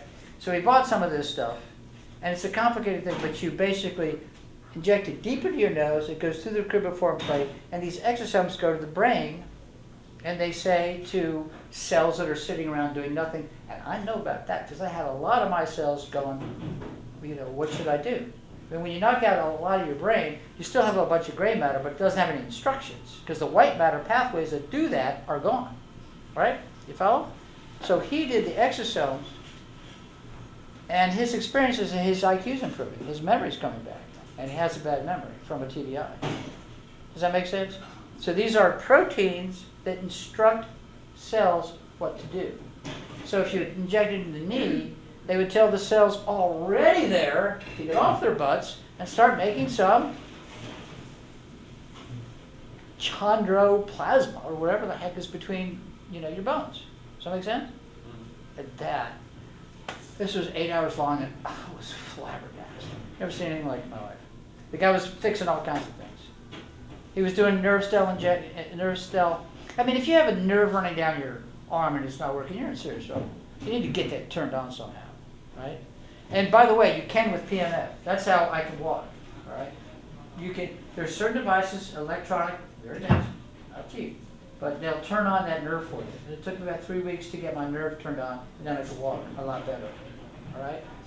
But with the exosomes, which will replace stem cells, you can inject them into the nerve, someplace along the nerve, wherever it's not working. And the idea is that they tell the nerve cells, let's reconstruct this area by getting the nerves that are somewhere in the area to reconstruct. He had pictures. He had pictures of kids in wheelchairs. And it was a great story because the doctor would send him the notes, the neurologist someplace, okay, would send him the notes. And he couldn't do it without notes. So he said, hey, the parents want it. What can the parents want? Knowing full well he'd like to punch this guy in the nose. And the kid comes down, and it's all documented, And he does the injections, and, it takes a while, maybe 6 months, but the kid's walking, and the kid hasn't walked for years. And I don't know what to say, but this is a doctor, he wouldn't be pulling that kind of thing, right? And he sends it back to the doctor, of course. And the doctor thinks it's all fake. What can you say, right? But exosomes are going to be where it's at. It's just really exciting to see this. I'm going to talk to my friend. I know when I meet people, I can measure their psychological competence and memory. And he has some bad memory issues. And I think it costs him about $800 for an injection or two. But we'll see what happens. But I'm pretty excited. It's pretty exciting stuff. It's very exciting stuff. I mean, who wants to replace their knees and hips? It's pretty brutal. It'd be a hell of a lot easier to get a shot. So, where are the exosomes available? I look at them online. I don't know much about them. This conference was 3 weeks ago, and the company was there. I have the notes. I have the notes. Email me or get a hold of me somewhere. I'll let you know. I don't know how. I mean, this is super cutting edge. This company apparently is one of the very few companies in the world that's doing this. So for 8 hours, there's a guy, and they're all highfalutin research doctors. So the guy who started the company, this physician and a couple of physicians, and they're honest. This is all doctors. They're saying we're just kind of working this out. I'm not. I got it past the FDA to this point, so we can do this much. But it was a very, very complicated. It would take a while. They will sell it to doctors, but it's a very that's truly the kind of medicine you don't mind paying $800 to walk in the door. All right, if you can walk out, and I don't know how much is this going to cost, but they weren't that expensive. I mean, maybe $2,000. But if someone can walk out and they're definitely fixed, and it's an incurable disease. Speaking of Mel Gibson's father, Hutton Gibson, he just celebrated his 101st birthday a couple of weeks ago, and he had that treatment about 10 years ago. And it was stem cells for the brain? We don't really know. It was a clinic in Panama. I think people presume it was stem cells. It could have been other things as well. Well, it could have been, who knows? I don't know. Now, the exosomes is so cutting edge, I never even heard of it.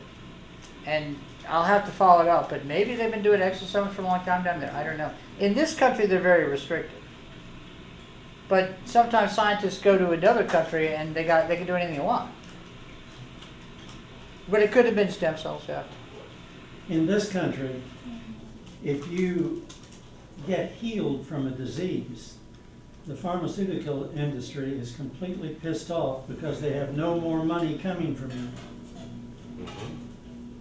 Every drug is intended to manage the symptoms, not to cure the disease. All I can say is, when I got my MBA, or I have an MBA in business and medical, and that makes good business sense to me. That makes good business sense to me. Why the hell cure it? The greatest opioid in human history is the combination of greed and lust for power. And that's what drives the pharmaceutical industry, the oil industry, the military industrial. Everybody can't make more money than have a war. I mean, it's just greed. They don't care about the individuals. Well, the reason you may want to talk to boutique doctors is because they take cash. Well, I take cash, I can tell you the damn truth, right? You're not, right? You're going to pay me a hell of a lot of money, I'm going to tell you the truth. I mean, that's how I see a lot of it. And believe me, a lot of doctors in Texas are saying, screw this, I'm going to go cash. This is a pain in the ass. I think this person needs this, and, well, here's the deal. Now, this I can say because it's in my family practice magazine. This is really interesting. So you got the editor saying that there's a new author and a new theme and a new way to talk about why doctors are getting depressed at 48% clinically. Family practice are 48% depressed. That's incredible. What's going on here? And I know that because, and he terms it moral abuse, which is like, that's not a medical word. It's too short for one thing. You know, and it doesn't smack of. Anyway, it's moral abuse because it's really nicely laid out in argument. Because you got the patient here and he needs something, and I know that now, I'm a family doctor. But I work for a corporation, and the corporation says you're going to work for us. These are our certain demands. You need to do these things, like not do any expensive tests. You know, try to keep your MRIs down to minimal, whatever the hell it is, okay? And then you got the pharmaceutical saying, you can use these medications, but not these, right? And then you have your own pocketbook, right? And the last consideration is you. The patient. But the problem is, I'm looking at your damn ass. I'm feeling pretty bad about this, right? I'm feeling like, God, I don't want to do this to this guy. But he'll never know because you fill in the gray area, and I thought this was my best doctor decision. And who the hell's going to know? Do you think another doctor would disagree with you? No. Because, as they like to say, well, I'm sure the doctor had his reasons for doing this.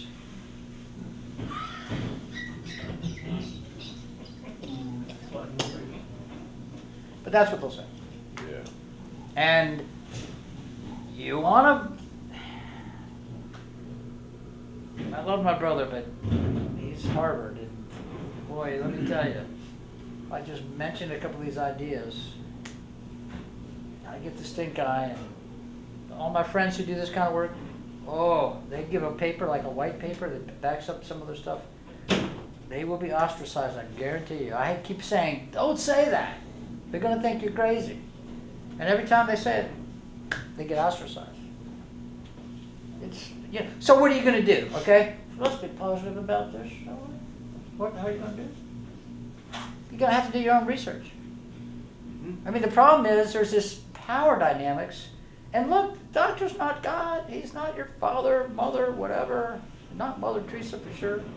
You just have to, you know, freaking Americans, we pay for our doctors over here, mister. We're actually paying them. He's socialist. He's from England or something. Right? But we're paying the guy or girl, right? Hey, I'm paying your butt. You need to talk to me nicer and tell me what the hell's up.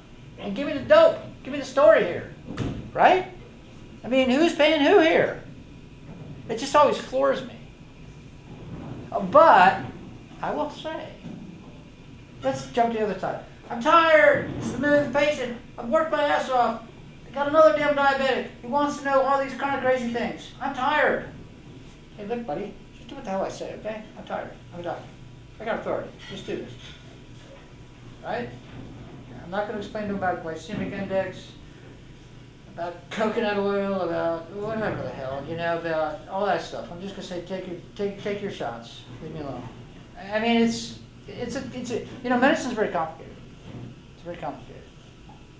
It's just not, there's so many, why Clinton didn't get socialized medicine passed, and she wanted it. It's just too damn complicated at the time. There's too many factors, right? I don't know how, if that's what they want, I just know how they do it. It's a very complicated, crazy labyrinth of systems, right? It's just complicated, right? Plus the fact is, doctors, the first time I think I saw my first private patient, I was 34 years old. 34 years old. I'm just starting my damn career. It's my first real job at 34. I'm invested. Do you think I'm going to do something crazy, lose my job? It's just complicated is all I'm saying. You're best if you do a lot of your own investigation. You're best if you talk to, well, I hate to say this, but if you can find somebody at Whole Foods, but probably not that place. Some places they're like rabidly crazy about their health. Like some small health place. And the guy's a nutcase. He's just totally obsessive compulsive about this stuff. And he hates the pharmaceutical, and he hates the doctors. He's probably a good guy to talk to. Right? Because he'll probably say, yeah, I read this white paper. Those guys are wrong. Here, read this. Right? I don't do this to prove doctors are wrong. I want to retain my health. Right? But he's the guy who's probably going to say, yeah, P-gingivitis, it's connected with Alzheimer's. Here's the paper from Neuron magazine. Neuron Review, which is a high, that's not some silly magazine. That's right. Arm yourself. Yeah. No, the socialist. And I'm proud to be. A couple of notes. Have you heard that if you have a blood transfusion from a much younger person, it really sort of replaces your aging blood? Well, I wanted to present some things, and I'll get to that in a second. I wanted to present some things that were super easy to learn, not complicated. I've been doing this for 34 years. I have 2.5 years of micro. I have just a ton of experience in different strange things. I know a lot of doctors do the transfusion thing. It's too complicated to talk about. Rife machines, anybody know a Rife machine? Yeah. There you go. Yeah, I've been associated with those things. I can't speak to that specific thing. The transfusion thing is really strange, but I will tell you. I'll try to. Excuse me. Time for a joke. I will try to tie this back into energy. Okay, so energy, but a specific type of energy. Like it'll be electrical generated or light generated, but it's biophysics and it's very complicated. I still don't know what the hell they're talking about. That will take a while. Okay, but I've seen some incredible results. All right. So I'm going to meet Newcom, the guy who started Newcom. He's meeting me Monday. He's a friend, and he's going to tell me some of the new things they're doing with light, lasers, which is energy, which translates into hertz, which translates into electrons being light, but not light, but sometimes electrons, but sometimes light, and sometimes both simultaneously, and sometimes over here, and sometimes over there. Really complicated stuff. But he's going to tell me about how you can take certain types of lasers, I think low frequency. You can go inside the brain, you can reach inside the brain, and you can turn on or off things. So that's how he's treating PTSD in veterans. He uses a laser, it goes in 6 inches, turns into hypothalamic. There's certain areas, the hypothalamic, turn it off, turn it on, whatever. Okay? So now that, well, I can't tell you too much, but let's just say he has a friend of his that has cancer, and that's what he wants to do. All right? He wants to run his blood through a machine, like the Rife machine, and so it'll be, and they do that all the time, because that's what my brother does, I discovered. That's what he does, is he takes people's bloods out, it goes through the machine, comes back into the body, and they eventually get around to putting the heart back to do the job. But You run it through something and you throw a bunch of light at it and you see what happens. And at a certain, and I'll talk to him Monday, but at a certain frequency, a very high frequency, like 500 hertz, that's really fast. See, that certain frequency affects certain things, right? I don't know, kind of like a dog can hear certain frequencies, I can't. So these frequencies do different crazy things, and his belief, shall we say, is that at that particular frequency, with this particular laser, if a cancer molecule gets in that light for a certain amount of inches or whatever, yes, it will be destroyed, or it will be dysfunctional, right? There's a lot of, and I know that that's where the science is going. I don't know how to do it yet. I'll tell you one, they probably will be throwing lasers on cancers. In fact, they are. They got the proton laser, and they've had that for a long time. But that's how they're going to do a lot of stuff. They'll throw this strange laser light thing, and it will be at a certain type of range that will not hurt normal cancers, but abnormal cancers, because there'll be something different about that. But that's all I can tell. I didn't come here for answers. I came here for questions. But that's definitely going to be cutting edge. Have you heard about the baking soda treatment for cancers? Nope. I haven't. Apparently some doctor in Germany developed a baking soda treatment. It's apparently incredibly effective.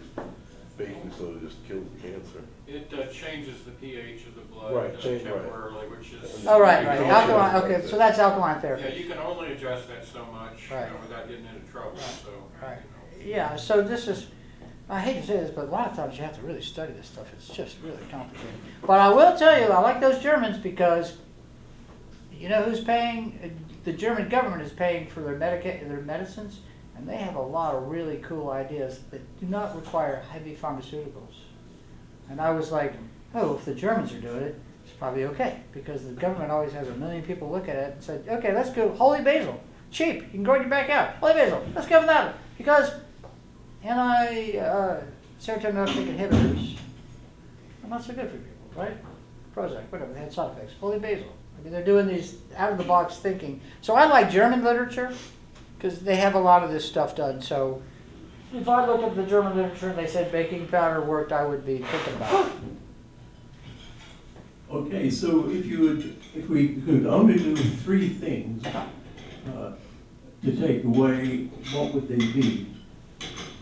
To take away? Emotion is life for sure. That's the key. Our lifestyle's terrible. What's the second? I would probably say emotion is life. Get rid of negative emotions. I feel like such a girl when I say that. Okay, because I grew up in a fairly masculine environment, and there was a war on, and he doesn't hear this. When I was growing up in Ireland, there was a damn war on with the Brits, right? And it was not a pleasant, and you had to be a tough effing guy, okay? But I feel like I grew up, but really, negative emotions are huge. Every time someone has a wife or partner that dies, a year later I say, you need to come see me every 3 months after your wife died, because you're going to be dead in a year. You're going to have a cancer. You're going to have something that you're going to have a life-modifying disease. I tell it to everybody, right?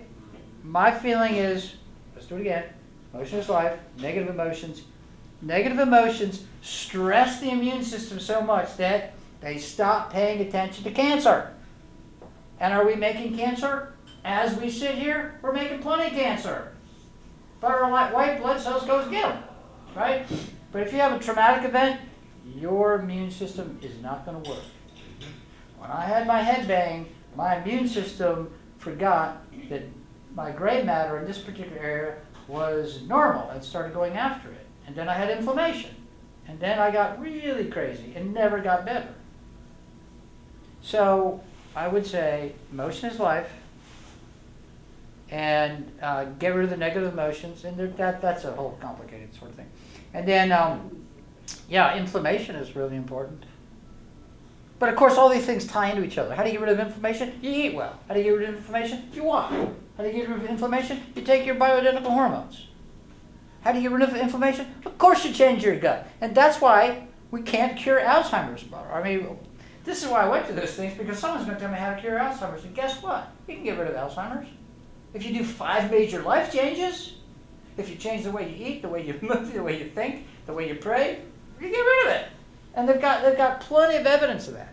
But you got to do all these things, and who the hell's got time to do that? Here. This is what they do. Here's the door handle. Here you go. Here's your prescription. There. They got the handle. They got the handle on the door handle, and they're out the door. The whole time they're talking to you. It's just the way it is, man. Look, do yourself a favor, accept what it is, because you're not going to change the system. But you want to protect yourself, right? And so, emotions, life, inflammation, and yeah, negative moods I think are huge. Those are huge. Huge. Why does well, I won't go into specifics, but every time you get a major life thing, there's always a preceding negative emotional event. Always. But you gotta look for it. Yeah. Next, last time when you were here, there was another medical gentleman. When I expressed the person, when you look at the doctor, you always have to think, are you interested in me or the money I can generate? He had a fit, remember? Do you think I had a point? Can you really trust You're a damn socialist. There's nothing really. I don't have. So I'm just turning my back on you. Notice I turn my back with 2 hands. Two hands. The double joke sign. Look, man. Tell the truth, you get your ass kicked. Period. That's what happens. Look, the interesting thing about that crowd, I thought about that forever. So my friend, the doctor. I mean, there was one. They were a couple, right? And they were like one was a dermatologist and the other was a radiologist. You think they ever talked to a patient in their life? No. What, they look at the skin and the other person looks at their bones. They don't talk to people. And so the interesting thing is, the guys, she said, this is bullshit, and walked out, and then he didn't have a car.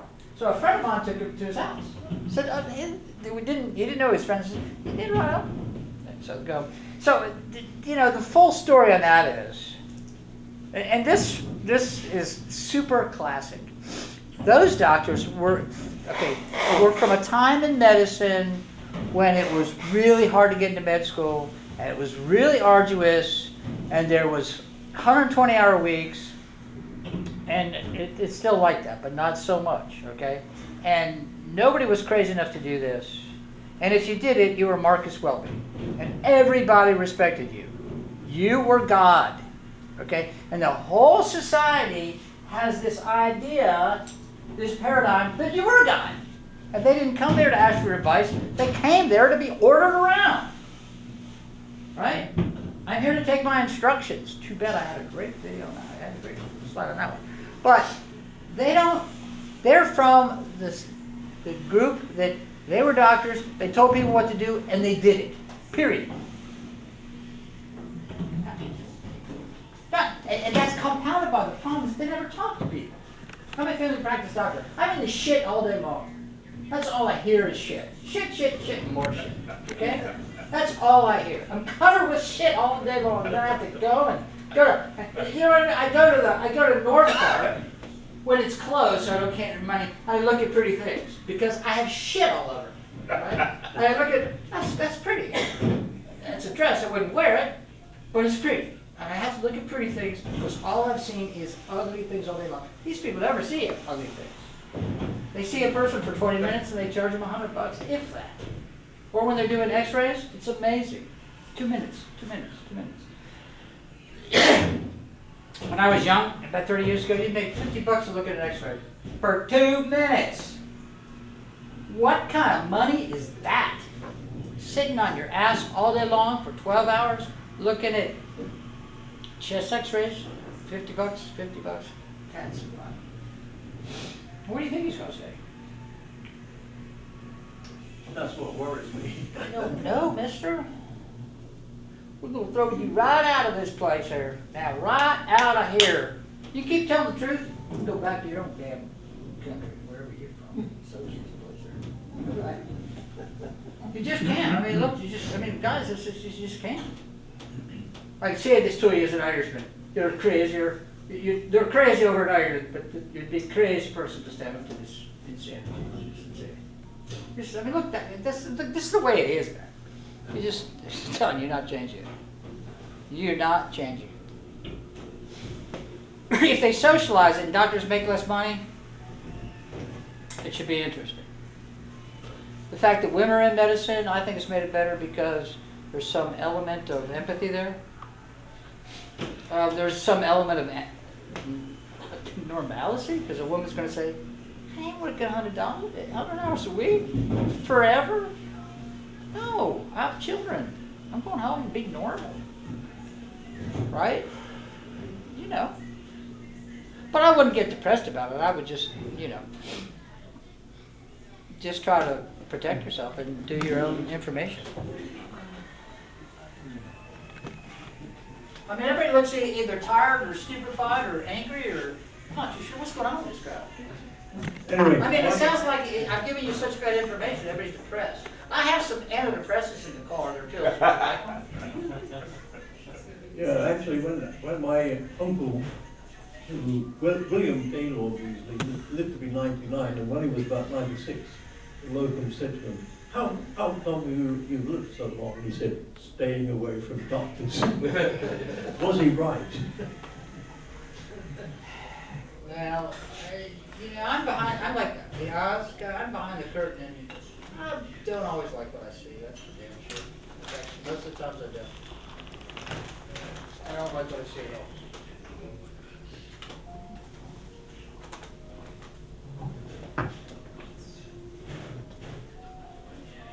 What do you guys think? Do you think I'm crazy? No. Are you familiar with the areas in the world they refer to as the blue zones? Not particularly. There's a book by that title. It's specific areas where the people live in little communities that are away from modern life, pretty much. They raise animals, the families all live in one house, sometimes 5 generations. And they live to, very often, to well over 100 years old, some up to 150 years old. And they're very in tune with nature. So what the comment you made about nature, I think, was very essential. Another little comment I would make is that you were talking about, or someone was talking about, blood transfusions from younger people. I would be wary of that today because it might tear down a little bit of your IQ, because the educational system in the United States has gone to hell. I'm familiar with, if you want to also do yourself a favor, study octogenarian studies, those places in the world where people are living over 100, because they have a very specific lifestyle. Mm-hmm. And there's some things like beans. All those places, all those people eat beans. I mean, they may eat some cows or whatever, but they're all eating beans. So they have these really lists of what people are doing, and they all do it, and they're going to be over 100. And so beans, I think, there's something in beans. Now, there's clinical stuff like this works because it worked for 100,000 years. And then you have to do the research, which is going to say, well, we don't know. But, beans seem to be good protein and, lots of fiber and whatever. So that study how people become 100, that's really important. If you want to just cut it to bear, just figure out what they do. And by the way, they don't have chairs. They do this. First time I did this in front of my Vietnamese roommate, he was flabbergasted. He'd never seen an American do it. But that's the way he sits all the time. And so then we started sitting this way all the time. I have a yogurt question. A yogurt question. So I make my own yogurt, and I'm thinking that maybe I'll get. Oh yeah, that's a good idea. Because I can take it off of there, and Right. so I'll keep all those strains when I make Right. them. Yeah, I used to make my own yogurt. I can't, I wish I could be, that sounds like you're moving in the right idea, the right place. Yeah, I'm thinking of this strain that had 17 different yogurts. It's $54. It's 17 strains. That would be interesting. And I don't know how they did all the research to pick out the 17, because everybody has 3 or 4. But this thing had 17. And I'm not too sure. That's the question. But for sure, start with something like that. Okay. Well, this one actually says prebiotic whole milk yogurt, and has it. And they actually list them, which there's only one that I see that lists them. It's supposed to be really great, but you don't know what's in it. Yeah, make your own yogurt. Yogurt can be kind of expensive. And it's full of sugar, by the way, as is everything else. That's why I made mine. Yeah, it's 180 calories of sugar. Calories per I serving. know, Pretty high. it's not good, it's not healthy. I think you get to sit down. I'm not sitting down. Sitting is smoking. Go ahead, thanks, Mr. Herlihy. Oh, they get to respond to your. Oh, They get to respond to your. I'm not sitting around listening to you guys. You're not doctors. I'm a doctor. How do you get your dog to quiet? How do I get my dogs so quiet? Well, there's a couple things I do. Yes, I do CBD oil, but I treat my dog like a dog. Okay? Nothing wrong with you ladies, but you do kind of make me mad when you start treating your dogs like children, and they gotta run, they gotta play, they have to sniff other dogs' butts. Doesn't touch me now. So when you let them off leash, it's very helpful for them to be dogs, right? And then I touch my dog a lot, and we share food a lot. Literally, if I'm eating food, I give it to him. And if he's eating dog food, I eat some of his dog food, just to show him that and I know that sounds crazy, but he knows that we're bonded, and you know, I'm always touching him, and the big thing is too, I notice that he's looking at me and he's asking for tips, like what's going on, what should we do? All the time. Dogs look all the time at people saying they want feedback, and I give it to them all the time. I give them feedback every 20 minutes at least, and I touch them all day long. Well, I've been doing a lot of physical therapy, so still. In fact, you can really learn how to touch people if you learn how to touch dogs. Okay, So that helps. now it's your turn to talk. You get to respond to what the speaker had to say. Who wants to be first? You got 5 minutes. Nobody wants to say anything? I can't believe this. No, I can I don't want to feel. Oh, come on.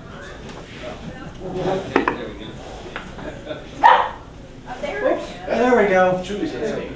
Chewy just woke up. Say the wrong person is coming up. Well, did you see how, if I mentioned Chewy, the name, I mean, he's really connected to me. And it is mysterious. But there's a real, I hate to say, energetic bond.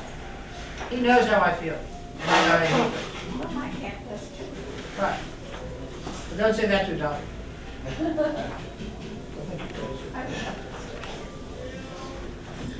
Well, like I said, I enjoyed your comments and some of the things you talked about I've experienced. As a little fella, I had a dog, and I cared more about that dog than I did anybody, and I think he cared more about being there. And so, when another larger dog killed him, I didn't want to have another dog because I didn't want to go through that pain. And I know that about midway in my career, I had severe stomach problems, great deal of anxiety, wasn't taking any exercise, and it got to where I wasn't sleeping enough, and that exacerbated the problem. So I finally think, well, maybe if I start exercising. And I started exercising, and I haven't taken stomach medicine since. So exercising does work, and I still exercise religiously. So those things I said, and I know some of the herbals that people are into, there's some value in those also. But there's also value in medicine, I think, because, I've had surgery, and if I hadn't had the surgery, I would probably die. So I think that way. And the other thing, when I read about what you're talking about, to me, you're speaking more prevention and less treatment. Right. And in America, and I suppose all over the world, if we don't start, real good preventive health programs, healthcare is going to be out of reach for everybody. And so I've worked a great deal of time in the public health service, but I work for the Centers for Disease and Prevention. But my feeling was there are certain demographic groups of people who have certain illness that will kill you, high blood pressure, diabetes, that leads to all other kinds of illness that are not dealt with. And I really believe if we could learn how to manage anxiety, that would be good. And I think a lot of what you're talking about was managing anxiety, because that's what really creates a lot of the problems that we have. And that's what created Bob's mind, because I couldn't leave a problem I couldn't solve at work and go home and rest. I would just wrestle with it all night, and sometimes I get a good conclusion, others I wouldn't. So I think so those things, but I know that prevention is more than immunization. Prevention right now, with the stress that people are under on their jobs and their families, they need some way to relieve the stress rather than, drugs or booze, because that's short term, that don't last long. And I think and I see a lot of value in what you said. And I appreciate the observation you made, and because some of them I've actually experienced, and it works. Thank you. Bravo, exactly correct.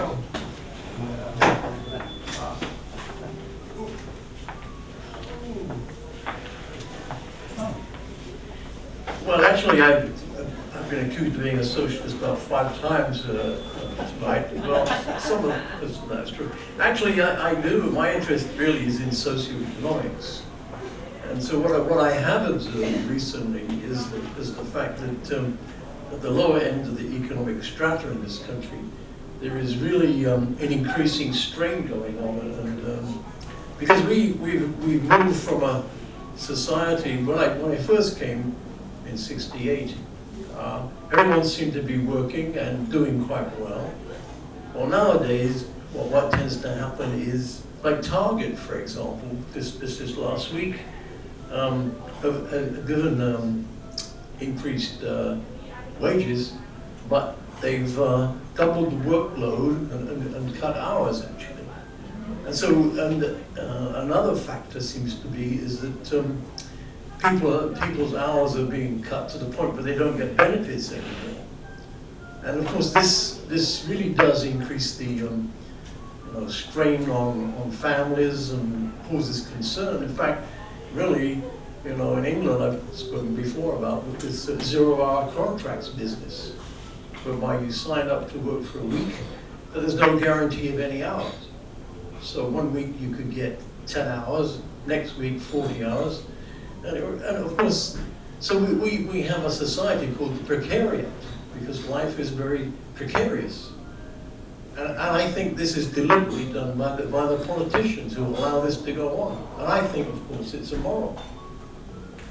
And I think it's done because, of course, when people are under stress, they're too busy just trying to make ends meet to worry about politics and anything else. And so I think your second point about stress is very relevant. And I say since the turn of the year, I've seen greater stress than I've seen in the last 2 or 3 years, actually, because I deal with my tenants, and I can see that, and it's quite evident. I don't know quite what's going on, but it isn't good.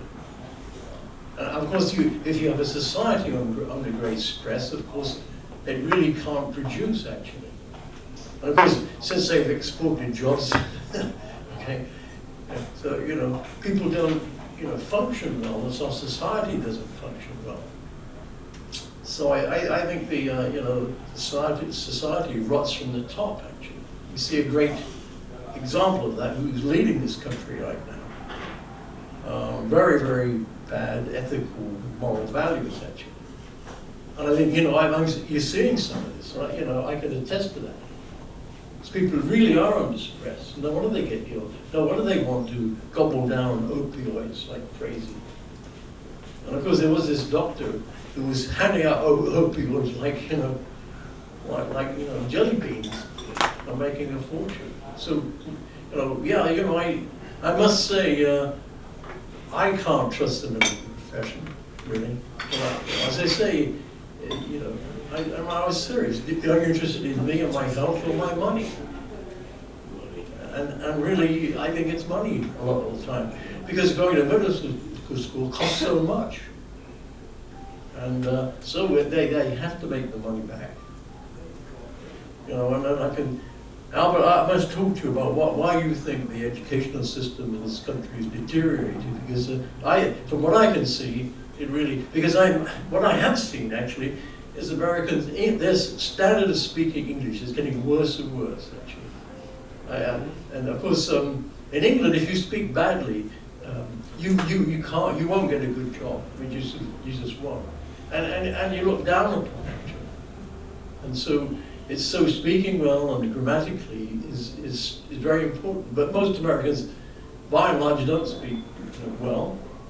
And of course, in the South, it's even worse. But almost every sentence I hear, even on public radio, people speakers don't oftentimes don't speak good and grammatical English. So that's anyway. So I think the strain on society seems to be increasing. Inequality is definitely increasing. But there's a point where there will come an explosion of this. I mean, people just can stand so much. And that was one of the reasons why Trump was elected, because he tuned into this and promised people jobs and good times. Well, the poor fools will, they'll get what they deserve actually, which is nothing.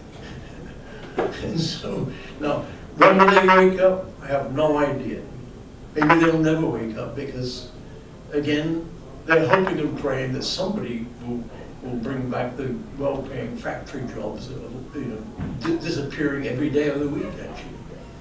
Maybe this coronavirus that's shut down half of the production in China will have a salutary lesson. You can't depend on this single supply chain from China. Also, I mean, from my experience, many of these products coming out of China are rubbish. I wouldn't even buy one, but there you go. Wow.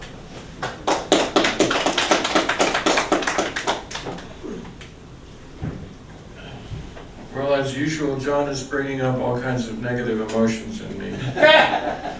Victory! I would like to talk about the fact that you can have enough money to get the best medicine money can buy, and it can kill you. On the other side of that, you can do a lot of preventative things that will at least give you a better run at it, and they don't cost a whole lot. I don't know if a doctor has heard about Lugol's iodine, but I'm a big advocate of taking iodine sublingually. As long as it's good quality iodine, you can be poisoning yourself if you're not getting good quality iodine. But it seems to do a lot of things for different systems in the body, thyroid, other glandular systems. Another big one is D3. If you're not getting enough sun, then perhaps you need a good D3. And then vitamin C.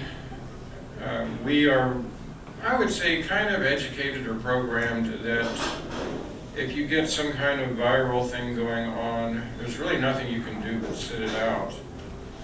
But there are more studies coming out that a consistent use of vitamin C, even in moderate doses, if you're using it throughout the day, that in fact that can help be quite beneficial against having some kind of viral infection, even flu. So I'm just at a point where I'm looking at things. I mean, I think I brought this up before sometime, but in the Deep South, in the days of slavery, people didn't have money for medicine. Slaves didn't have money for medicine. Well, what they developed is they developed things like the turpentine cure, where a very careful dosage of turpentine was used to knock out cancers and do other things. One of the other cleansing things that I think the older among us were subjected to was the good old castor oil. You hear Mary Poppins talking about a spoonful of sugar. This was definitely not a spoonful of sugar. Is that right, Tom? Tom's giving me a nod. So I would say that staying healthy doesn't always cost a whole lot. And the main thing is information, is knowledge. If we understand, if we listen to what signals we're getting back from our bodies, I think that's very important.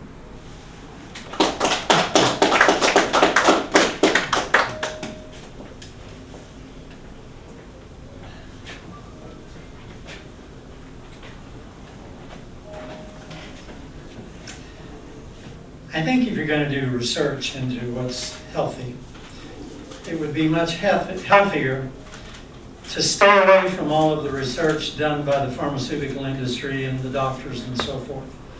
Because you've got black and white here.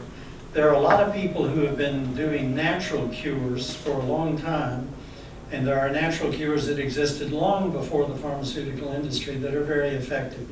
I can probably go back in my notes and list 10 effective cures for cancer that you cannot read about because the pharmaceutical industry can make no money over them.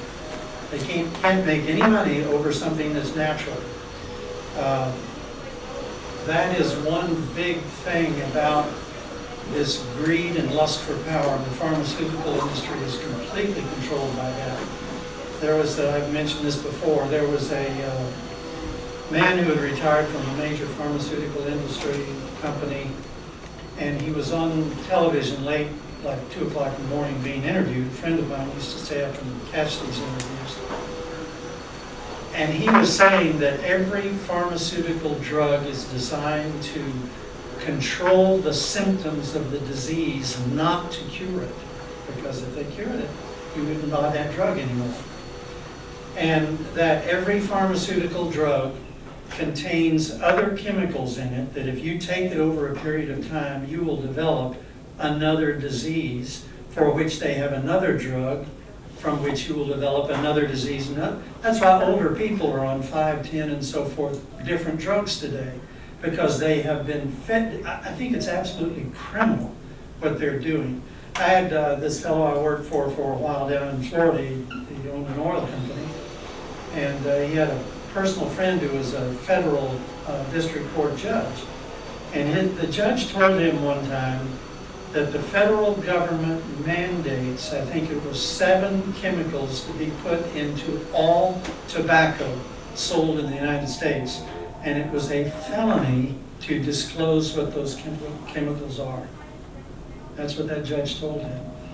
That industry is so corrupt, it's just not funny. When you get to things like petroleum industry, for instance, it's money again. I remember watching television back in the 60s, and the reporter had gone down to El Paso to interview a man who had a carburetor that got a standard V8 large car 100 miles to the gallon. And the reporter sat in the passenger seat and the cameraman in the back seat, and they took a glass bottle filled, a 1-gallon glass bottle filled with gasoline, ran a tube down to the carburetor, disconnected the gas tank, drove 100 miles out into the desert watching it go down, and then they hooked the gas tank up and came back. And in the report, the man said, "This is the first of 3 installments, and tomorrow will be the 2nd installment of this report." I called up friends that day, or the next day, and I told them about that, and I said, "Try to watch the report."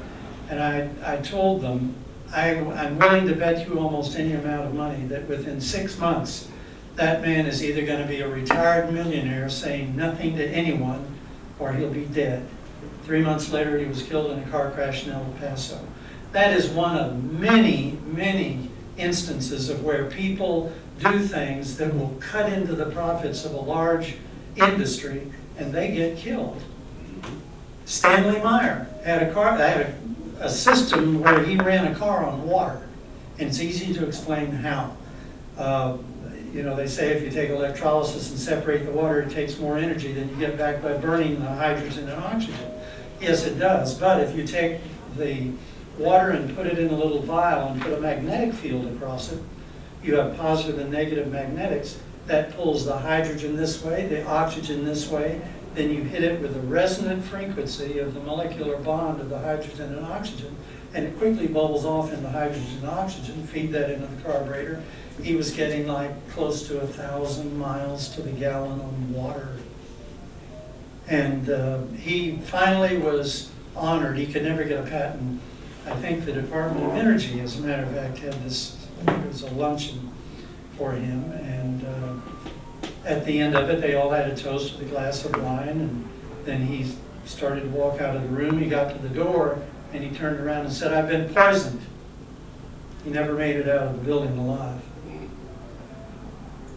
This kind of thing goes on all the time. And I do not trust any of those people who are so wrapped up in that term I detest called capitalism that Ken seems to like. This country was not formed on capitalism, it was formed on free enterprise.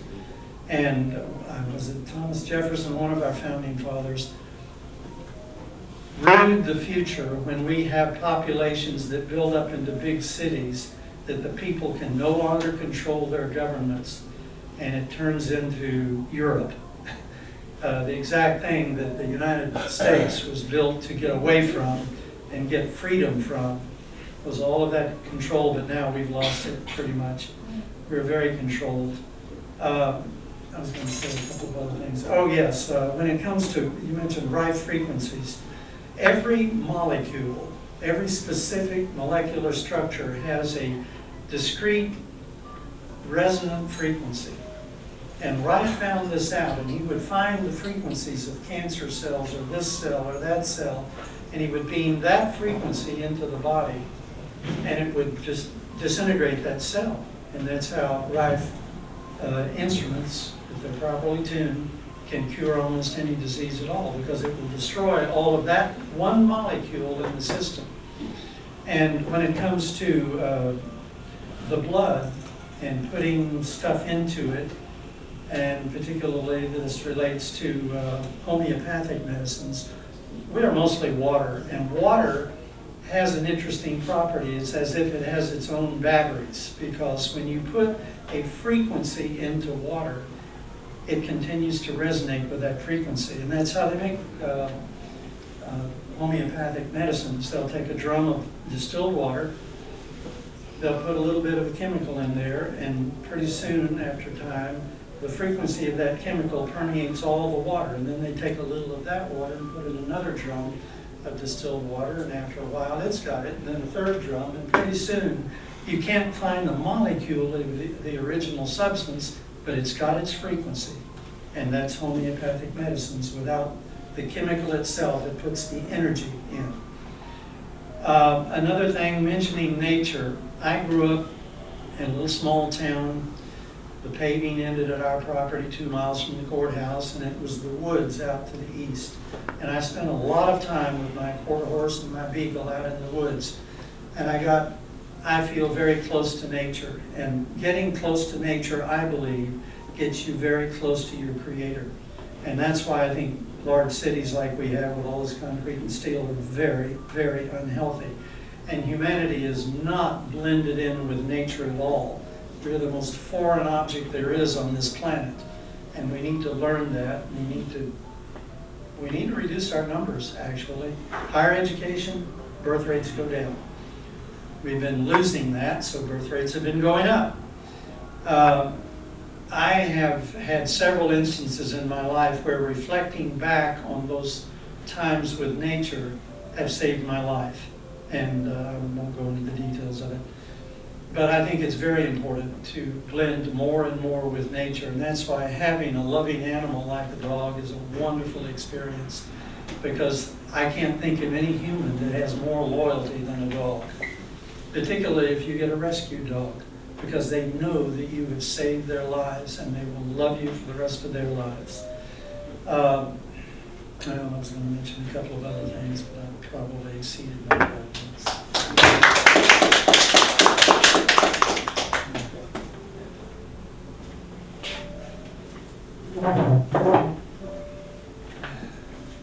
I guess I'm the last one standing. I want to thank our speaker for doing a great job here tonight. You guys all think. Thank you. If you think of something I could have done better, please let me know before I leave. All right, we'll do that. And but seriously, you did a great job tonight, and I think we all appreciate it. Well, that's good, because a really strange car in the parking lot. I think the medical board. I think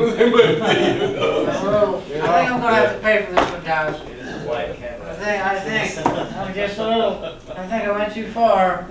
No, you didn't go too far. You covered a lot of ground. It was great. Anyway, a lot was said here tonight. One of the things that struck me is that you talked about the nature of people. If you go back in history, our beginnings, people, when they were lived in the woods and so on, they didn't have houses, they didn't have anything. They put stuff together for about 4 hours a day. That's all they worked. And the rest of the day they enjoyed life.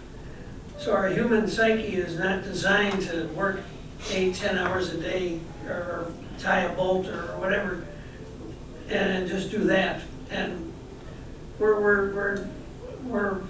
our psyche is more to be a shorter workday. In this country, people today are working too long, too much, and we have a situation where machines have been replacing people, and machines don't pay taxes. People do. This has been going on for them for a long time. It's been my view that we need to shorten that workday, and that it can be done. It was done in 1938 with the Fair Labor Standards Act. They reduced the work week from 60 to 40 hours, the work day from 10 hours to 8 hours. They did not cut the pay. They got the same take-home pay in 8 hours. They used to make it 10 hours. And they created a better life for everybody. It put women in the workforce during World War II that wouldn't have been in there before. Then it helped this country grow, and other countries followed our lead. So this is one of the things we benefited from. But today, machines are replacing people. Machines don't pay taxes, and we've got a huge amount of unemployment in this country, and we have a lot of underemployment. We have a lot of people working part-time, and nothing seems to get ahead. So, in my view, we need to shorten the workday again. I'm in favor of a 6-hour day, 30-hour week, maybe even a 4-day work week. And that would improve society tremendously. It wouldn't really gain 2 hours leisure time a day, because you already lost it in traffic. You might get it back. You'd have a better life. And we'd be back to, as he mentioned, we need to get closer to nature. Well, this might give us more time for our kids to watch them grow and watch our kids have a better life all around.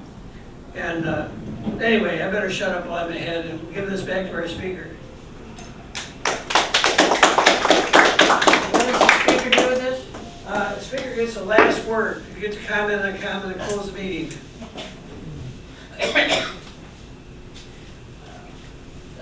The last word would be thank you. Like the stuff, but thank you for your attention. I find the new society, just some of my thoughts. The new economy is about attention. If you're a big company and you can get people to pay attention to you and pay eyeballs, you can manipulate them to buy your product. So, thanks for paying attention. It was really a pleasure. You helped me elucidate a lot of my ideas. I appreciate it. And if you have anything that I did that I could have been improved, just you can tell me in person, because I'm sure it'll be embarrassing. No, really, thanks a lot. I appreciate your attention, and protect yourself out there. I don't know what to say. Just protect yourself. I'm trying to be positive, but it's a really complicated. I mean, I have so many thoughts that go through my head. The whole medical healing industry is just wow. wow, it's just changed so much since I started 30 years ago, and it's just such a changed deal. I'm happy that doctors weren't smart enough to be the corporations, because they weren't, or they were too busy or stupid or something, or went in their paradigm. But they lost, I can tell you, they lost the battle. They lost the battle. And even if they want to be good doctors, it's not so easy anymore. Yeah. So thank you for your attention, and get a service dog. They're great. If my new book comes out, I'll let you know. It should be pretty interesting. It's the real story of what happens when you have a brain injury, and it doesn't pull punches.